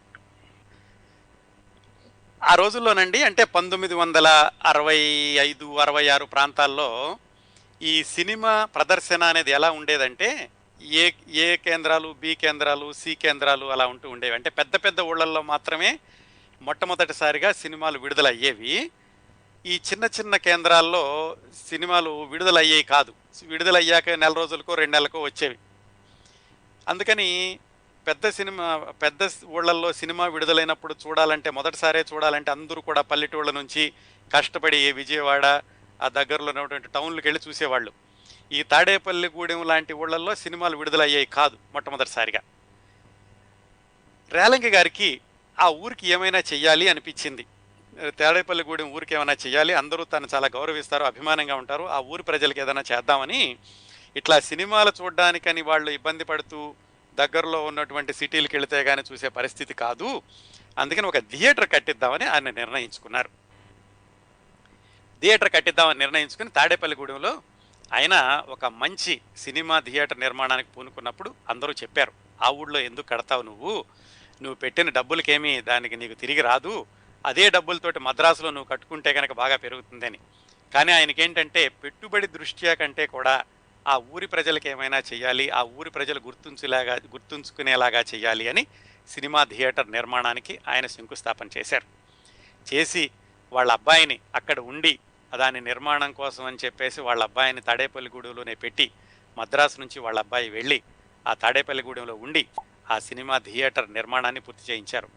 ఎంత కష్టంగా ఉండేదంటేనట ఆ రోజుల్లో ఈ సిమెంటు కానీ ఇనుము కానీ కావాలంటే తాడేపల్లిగూడెంలో దొరికేది కాదట. విజయవాడ వెళ్ళి విజయవాడ నుంచి లారీలతో తీసుకురావాల్సి వచ్చేది. అలా తీసుకొచ్చి అంత కష్టపడి ఆ థియేటర్ని పూర్తి చేశారు అత్యాధునికమైనటువంటి సౌకర్యాలతోటి. ఇప్పుడంటే అన్ని ఊళ్ళలోనూ బాగున్నాయి అనుకోండి, కానీ 40 సంవత్సరాల క్రిందట మామూలు పల్లెటూళ్ళలో అంటే టూరింగ్ టాకీసులు ఉండేవి. అట్లా పర్మనెంట్ థియేటరు అన్ని సౌకర్యాలతో ఉండడం అంటే అదొక పెద్ద విశేషంగా చెప్పుకుంటూ ఉండేవాళ్ళు. అట్లా ఆయన చక్కటి థియేటర్ని కట్టించారు తాడేపల్లిగూడెంలోను. కట్టించి 1962లో ఆ సినిమా థియేటర్ నిర్మాణాన్ని పూర్తి చేశారు. ఆ సినిమా నిర్మాణం ఇనాగరేషన్కి ఆయన గురువు గారు ఇంకెవరు చిత్తజల్లు పుల్లయ్య గారు, ఆయన కంపల్సరీగా ఉండాలి కదా, ఆయన తీసుకొచ్చారు. అట్లాగే కేవీ రెడ్డి గారు తీసుకొచ్చారు. ఎస్వి రంగారావు గారు, జమున గారు, కాంతారావు గారు, ఇలాంటి సినీ ప్రముఖులందరూ కూడా తాడేపల్లిగూడెం వెళ్ళి ఆ థియేటర్ యొక్క ప్రారంభోత్సవంలో పాల్గొన్నారు. ఆ ఊరి వాళ్ళందరికీ కూడా ఆ రోజు కనుల విందు అయిందట, ఇంతమంది సినిమా వాళ్ళు మా ఊరు వచ్చారు అని. రేలంగి గారు వాళ్ళ ఊళ్ళతో పాటుగా చుట్టుపక్కల ఊళ్ళ వాళ్ళందరికీ కూడా భోజనాలు పెట్టించారు ఆ థియేటర్ ప్రారంభోత్సవం రోజున. అక్కడి నుంచి ఆ థియేటర్లో కూడా తాడేపల్లిగూడెంలో కూడా కొత్తగా సినిమాలు విడుదలవ్వడం మొదలుపెట్టినాయి. అంతేకాకుండా రేలంగి గారి అబ్బాయి ఇంకొంచెం ఒక అడుగు ముందుకు వేసి ఇంగ్లీషు సినిమాలను కూడా దానిలో ఆడించడం మొదలుపెట్టాడు. Enter the dragon, Mackenna's gold లాంటి ఇంగ్లీషు సినిమాలు కూడా తాడేపల్లిగూడెంలో విడుదలయ్యేవి. ఆ ఊరి ప్రజలకి, సినిమా ప్రేక్షకులకి పండగే పండగ అనమాట. థియేటర్ బ్రహ్మాండంగా ఉండేది, సినిమాలు కూడా మంచి మంచి వచ్చాయి. ఆ విధంగా రేలంగి గారు ఒక జ్ఞాపికని ఆ ఊరిలో వదిలారు. ఇట్లా ఆయన నట జీవితం చాలా వైభవోపేతంగా జరుగుతున్న రోజుల్లో ఆయన షష్ఠు పూర్తికి కొన్ని రోజులు ముందు, అంటే కొద్ది సంవత్సరాల ముందో నెలల ముందో అనుకోండి, అంటే 1968 ప్రాంతాల్లో అనుకోవచ్చు, ఆయన తరచూ తాడేపల్లిగూడెం వెళ్ళి కాస్త టైం ఉందంటే తాడేపల్లిగూడెం వెళ్ళి అక్కడ ఆయన విశ్రాంతి తీసుకుంటూ ఉండేవాళ్ళు. ఒకసారి అలాగే ఆయన తాడేపల్లిగూడెం వెళ్ళినప్పుడు హఠాత్తుగా ఉన్నట్టుండి మధ్యాహ్నం భోజనం చేసి కాస్త పడుకుని లేద్దాం అనుకునేసరికి లేవలేకపోయారట, నడుం పట్టేసినట్టు అనిపించి. వెంటనే డాక్టర్ని పిలిపిస్తే ఆయనకి దాదాపుగా నడుం దగ్గరించి కింద వరకు కూడా పక్షవాతం చచ్చుపడిపోయినట్టుగా అనిపించిందట. ఆయన కదలలేని పరిస్థితిలో ఉన్నారు. ఆర్థోపెడిక్ డాక్టర్ని పిలిపించి తాడేపల్లిగూడానికి మద్రాసు నుంచి నటరాజన్ అని ఆయన పిలిపించి ఆయనకి వైద్యం అది చేస్తే ఆయన ఏదో వైద్యం చేశారు. దానికి తోడుగా ఆ రోజుల్లో ఇంత అధునాతన వైద్యం ఉండేది కాదు కదా, ఈయనకి ఈ వెన్నుపూస దగ్గర నుంచి సరిగా లేదు, అందువల్ల కింద భాగం చచ్చుపడిపోయింది, దాన్ని సరిచేయాలని చెప్పి ఆయనకి ఒక సిమెంటు తొట్టిలో సిమెంటు పోసి దాని మీద గుడ్డలేసి దాంట్లో రేలంగి గారిని పడుకోబెట్టేవాళ్ళట. ఎక్కడి నుంచి తల వరకు నడుం వరకు తొట్టి లోపల ఉండాలి, కాళ్ళు మాత్రం పైకి ఉండేవన్నమాట. అది ఎవరో రాశారు ఆయన గురించినటువంటి పుస్తకంలో. ఆ రోజు అప్పట్లో చూస్తుంటే జాలేస్తూ ఉండేది, మనిషి కనపడేవాడు తొట్టి దగ్గరికి వెళితే ఎక్కడో లోపలికి తొంగి చూడాల్సి వచ్చేది. అంత దారుణమైనటువంటి, అంత అపకరమైనటువంటి ఆ వైద్య విధానాన్ని కూడా ఆయన చేశారు. చేశాక కొంతకాలానికి కాస్త తగ్గింది, మళ్ళీ ఆయనకు అధీనంలోకి వచ్చింది, కానీ పూర్తిగా ఆయన ఆరోగ్యవంతుడు కాలేకపోయారు. ఇదంతా 1970 ప్రాంతాల్లో, అంటే దాదాపుగా ఆయనకు 60 సంవత్సరాల వయసు వచ్చింది. అప్పటికే కొంచెం వృద్ధాప్యం ఛాయలు కూడా కనిపిస్తూ ఉన్నాయి. ఇంత అనారోగ్యంతో ఉన్నామని చెప్పి ఆయన షష్ఠి పూర్తి కూడా చేసుకోవడానికి ఇష్టపడలేదు, అంటే 1970లో. కాకపోతే సినీ రంగంలో ఉన్న వాళ్ళకి తెలిసింది, అందుకని అందరూ వాళ్లే బయలుదేరి అక్కడికి వెళ్ళి తాడేపల్లిగూడెం వెళ్ళి ఆయన కుర్చీలో కూర్చునే ఆయన షష్ఠి పూర్తి ఉత్సవాన్ని చేసుకున్నారు. పెద్ద పెద్ద సినీ నటులందరూ కూడా తాడేపల్లిగూడెం ఆయన్ని ఆ షష్ఠి పూర్తి రోజున అభినందించారనమాట. అందరితోటి అంత మంచిగా ఉండేవాడు కాబట్టే అందరూ ఆయన గురించి, ఆయన పిలవకపోయినా ఆయనకు అనారోగ్యం ఉందని మామూలుగా కనుక్కోవడమే కాకుండా షష్ఠి పూర్తి కూడా అందరూ వెళ్ళి తాడేపల్లిగూడెంలో ఆ కార్యక్రమాన్ని విజయవంతంగా చేశారు. ఆ తర్వాత కొంచెం ఆయన కాస్త సర్దుకున్నాక ఒక మాదిరిగా నడవగలను అనుకున్నప్పుడు మళ్ళీ మద్రాసు వచ్చి సినిమాల్లో వేషాలు వేస్తూ ఉండేవాళ్ళు, చాలా చిన్న చిన్న వేషాలు వేస్తూ ఉండేవాళ్ళు. ఆ వేషాలు వేయడానికంటండి ఎంత కష్టపడేవాళ్ళు అంటే, అదేదో డబ్బులు సంపాదిద్దామని కాదు, ఆయన నటన మీద ఉన్నటువంటి ప్రేమ. వాళ్ళకి ఒక్కళ్ళే అబ్బాయి, విపరీతంగా డబ్బులు సంపాదించాల్సినటువంటి ఇది కూడా లేదు, కానీ ఆయనకి ఆ నటన మీద ఉన్నటువంటి ఆసక్తితోటి చిట్ట చివరి రోజుల్లో కూడా చిన్న చిన్న వేషాలు వేస్తూ ఉండేవాళ్ళు. అవి ఎలా ఉండేది, ఈయన స్టూడియో దగ్గరికి కారులో వెళితే ఇద్దరు కుర్రాళ్ళు అటు ఇటు నుంచుంటే వాళ్ళ మీద చేతులేసి ఆ సెట్లోకి వెళ్ళేవాళ్ళట. ఆయనకు ఒక పెద్ద కుర్చీ వేస్తే ఆ కుర్చీలో కూర్చుని ఆయన మీద క్లోజప్ షాట్స్ తీసేవాళ్ళు. ఏమైనా నడవాల్సి వస్తే కనుక మళ్ళా కుర్రాళ్ళిద్దరూ ఆయన కుర్చీలో నుంచి తీసుకొచ్చి నుంచోబెడితే అతి కష్టం మీద ఒకే డైరెక్షన్లో కొంచెం దూరం నడిచేవాళ్ళట. మళ్ళీ అక్కడి పక్కకి తిరగాలి అంటే అప్పటికే భారీ కాయం అయిపోయింది, కాళ్ళు కూడా లావుగా అయిపోయినాయి. మళ్ళా కుర్రాళ్ళు వెళ్ళి ఆయన కొంచెం శరీరాన్ని కొంచెం పక్కకి తిప్పితే మళ్ళీ కొంచెం దూరం నడిచేవాళ్ళట. అంతగా మళ్ళీ షూటింగ్ అయిపోయాక కుర్రాళ్ళిద్దరి మీద చేతులేసి మళ్ళీ కారులో కూర్చుని వెనక్కి వచ్చేవాళ్ళు. అలా చిన్న చిన్న వేషాలు వేశారు 75 వరకు కూడాను. చిట్ట చివరిలో ఇంకేమిటంటే ఆయనకి ఆరోగ్యం సహకరించినప్పుడు, శరీరం సహకరించినప్పుడు ఆయన పూర్తిగా తాడేపల్లిగూడెం వచ్చేసి అక్కడే ఉన్నారు చివరి రోజుల్లోనూ. ఆయనకి వాళ్ళ వదిన గారు అమ్మాయి, అంటే వాళ్ళ భార్య అక్కయ్య గారు అమ్మాయి, ఈ వీళ్ళని కూడా సొంత తల్లిదండ్రులలాగా చూసుకునే వాళ్ళు, కూడా సొంత కుమార్తెలాగా చూసుకుంటూ ఉండేవాళ్ళు. ఆవిడ ఎక్కువగా పరిచర్యలు చేస్తూ ఉండేదట రిలే గారికి. చిట్ట చివరికి 1975 నవంబర్ ఆ రోజుల్లో 10వ తారీఖున ఎప్పుడో వాళ్ళ నాన్నగారికి ఆబ్దికం అది నిర్వహించారట రేలంగి గారు. ఆ తర్వాత 17వ తారీఖు నుంచే కొంచెం ఆయనకి ఆరోగ్యం క్షీణించడం మొదలుపెట్టింది. 27వ తారీఖు గురువారం అట. గురువారం పొద్దున్నే ఆయన నిద్ర లేవగానే వాళ్ళ అమ్మాయిని పిలిచి, వాళ్ళ అమ్మాయి అంటే వదిన గారి అమ్మాయి, ఇలా నాకేదో కొంచెం నలతగా ఉంది, నాకు బెడ్ కాఫీ తాగడం ఇష్టం లేదు, కొంచెం మొహం కడుక్కుని ఏదన్నా ఎంగిలి పడతానంటే ఆవిడే మొహం కడిగించారు. తర్వాత ఏదో కొంచెం టిఫిన్ చేశారు. టిఫిన్ చేసి వాళ్ళ ఆవిడేమో కార్తీక మాసం పూజలు చేయడానికని గుడిలోకి వెళ్ళారట. ఈయన సరే స్నానం చేయించడానికని వీడికి అన్నీ సిద్ధం చేస్తూ ఉండగా ఈయన, నాకేదో చాలా నొప్పిగా ఉందమ్మాయి, కొంచెం నేను సోఫా మీద కూర్చోలేకపోతున్నాను, నన్ను నేల మీద పడుకోబెట్టు అన్నారట. మరి ఆయనకి తెలిసిందేమో చివరి క్షణాలని, కొంతమంది అంటూ ఉంటారు చూడండి, చివరి క్షణాల్లో వాళ్ళకి తెలుస్తుంది అని. ఆవిడ అతి బలవంతం మీద తీసుకెళ్ళి ఆ భారీకాయని ఎలాగైతే నేల మీద పడుకోబెట్టారట. పడుకోబెడితే ఆయన కిటికీలో నుంచి చూస్తూ చెయ్యి లేపి కిటికీలో నుంచి చూపించారట. ఆ కిటికీలో నుంచి పక్షులు ఎగిరిపోతున్నాయి, 2-3 పక్షులు, అంతే. అదే చివరి క్షణాలు. ఆ క్షణంలోనే ఆయన కళ్ళు మూశారు. ఆ అబ్బాయి కూడా అక్కడే ఉన్నాడు. వాళ్ళ అబ్బాయిని పిలిచారు. తర్వాత అందరూ రావడం, మిగతా కార్యక్రమాలు నిర్వహించడం జరిగిందనుకోండి. ఆ విధంగా ఆయన 65వ సంవత్సరంలో, అంటే ఆయనకి 65 సంవత్సరాల వయసు ఉన్నప్పుడు 1975 నవంబర్ 27న మరణించారు. తర్వాత ఆయన స్మృత్యార్థం ఆ ఊళ్ళో వాళ్ళు చాలా కార్యక్రమాలు చేశారు, ఇంకా చేస్తూనే ఉన్నారట, రేలంగి గారిని గుర్తు చేసుకుంటూను. కాకపోతే ఆయనకి కొన్ని కోరికలు ఉండేయట. ఏమిటంటే సినీ రంగంలో ఉన్న హాస్య నటులందరినీ పెట్టి ఏదైనా ఒక మంచి సినిమా తీయాలని. ఆయన ఎప్పుడూ సినీ నిర్మాణం వైపు వెళ్ళలేదు. ఒక్క సినిమాలో మాత్రం ఏదో పెట్టుబడి పెట్టడం ఏదో జరిగింది, కానీ ఆయన ఎక్కువగా సీరియస్గా సినీ నిర్మాణం, దర్శకత్వం ఇలాంటి వైపు వెళ్ళలేదు. ఎంతసేపు ఆయన నటన నటన నటన దాని మీదే ఉండేవాళ్ళు. అలా అనుకున్నారు, కానీ ఆ సినిమా నిర్మాణం చేపట్టడం జరగలేదు అందరూ హాస్య నటులతోటి. అలాగే వాళ్ళ ఊళ్ళో సన్మానం చేద్దాం అనుకున్నారట. ఊళ్ళో వాళ్ళందరూ ఎలాగా హాస్య నటులందరినీ రప్పించి ఊళ్ళో సన్మానం చేద్దాం అనుకున్నారట తాడేపల్లిగూడెంలో. కాకపోతే అది కూడా ఒకళ్ళకు కుదిరితే ఒకళ్ళకు కుదరకపోవడంతో ఆ కార్యక్రమం కూడా రూపు దాల్చడం జరగలేదు. అలాగే ఆయనకి హిందీలో పాత్రలు నటించాలని ఉండేదట, కానీ ఒక పాతాళ భైరవి దాంట్లో హిందీ సినిమాలో మాత్రమే పాత్ర ధరించారు, కానీ హిందీ సినిమాల్లో ఎక్కడా ఆయన పాత్రలు ధరించే అవకాశాలు రాలేదు. అయితే హిందీ కూడా నేర్చుకున్నారట సినిమాల్లో వేషాలు వేద్దామని. అలాగే ఆయన రేలంగి చిత్రమందిర్ తాడేపల్లిగూడెంలో ఆయన నిర్మించినటువంటి థియేటర్కి ఉత్తమ థియేటర్గా ఇప్పుడు బహుమతులు వస్తూ ఉండేట. మంచి సౌండ్ సిస్టమ్, మంచి సీటింగ్ అరేంజ్మెంట్ ఎలాంటిదండి ఉంది అని. ఆ థియేటర్లో ఆయన విగ్రహం పెట్టాలనుకున్నటువంటి కోరిక అది కూడా నెరవేరలేదు. ఆ రేలంగి చిత్రమందిర్తో కాకుండా ఆయన అక్కడ ఊళ్ళో 70 mm కడదామని ఒక పెద్ద స్థలం కొన్నారటండి. స్థలం కొందామని చూస్తే, ఇదంతా ఆయన బాగున్న రోజుల్లో, ఆ మధ్యలో స్థలం మధ్యలో ఎవరో ఒక ఆవిడ చిన్న పూరి గుడిసి ఉందట. అప్పట్లోనే ఆవిడకి భారీ నష్టపరిహారం చెల్లించి మొత్తానికి ఆ స్థలం అంతా తీసుకున్నారు, కానీ ఆ నిర్మాణం జరగలేదు. ఇవాళ ఆ స్థలం కూడా ఎవరెవరి దగ్గరకో వెళ్ళిపోయిందట. అలాగే ఆయనకి ఆడపిల్లలు లేరు, అందుకని ఆడపిల్లలంటే చాలా ప్రేమ. స్త్రీల కళాశాల ఒకటి పెడదామని 1973లోనే ఈయనే భారీ విరాళం ఇచ్చి శంకుస్థాపన కూడా చేశారటండి ఇక్కడ తాడేపల్లిగూడెంలో. కానీ ఆ తర్వాత అది కూడా కార్యరూపం దాల్చలేదు. ఆ విధంగా చాలా చేద్దాం అనుకున్నారు, కానీ పాపం అవన్నీ కూడా ఆయన నెరవేరని కోరికలుగానే మిగిలిపోయాయి. అదండి రేలంగి గారి చిట్ట రోజులు, ఆయన మరణించినటువంటి విధానం ఆ రోజు 1975 నవంబర్ 27వ తారీఖున. ఇంకొక చిన్న సంఘటన చెప్పి ఈ కార్యక్రమం ముగిద్దాం.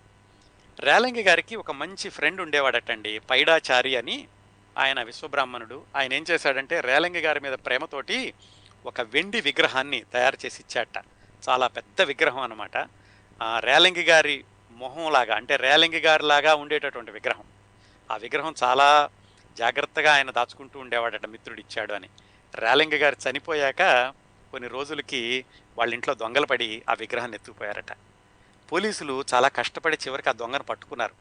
కాకపోతే ఏం చేశాడట, ఆ దొంగకి ఏం తెలుసు ఆ విగ్రహం విలువ, దాన్ని అప్పటికే అతను కరిగించేశాడట. కరిగించేసి ముద్ద చేసి దాన్ని ఎవరికో అమ్మేశాడట. అది ఒక్కొక్కసారి చాలా బాధగా ఉంటుంది కదా, ఇలాంటివి వాళ్ళు ఎంతో ప్రేమగా దాచుకున్నవి విలువ తెలియని వాళ్ళ దగ్గరికి వెళ్ళి అలా అయిపోయినాయి అంటేను. అదండి రేలంగి గారి జీవితం. రేలంగి గారు మరపురాని పాత్రలు ధరించి అందరితోటి మంచి పేరు తెచ్చుకుని, ఆయనకి చేతనైనంతలో దానాలు చేసి సహాయాలు చేసి ఆయన ఒక పరిపూర్ణమైనటువంటి జీవితాన్ని గడిపారు. తర్వాత ఎంతమంది హాస్య నటీనటులు వచ్చినా, అంతకు ముందు ఎంతమంది హాస్య నటీనటులు ఉన్నా, తెలుగు చలనచిత్ర చరిత్రలో రేలంగి గారిది చెరిగిపోని చెరపలేని మరపురాని అధ్యాయం.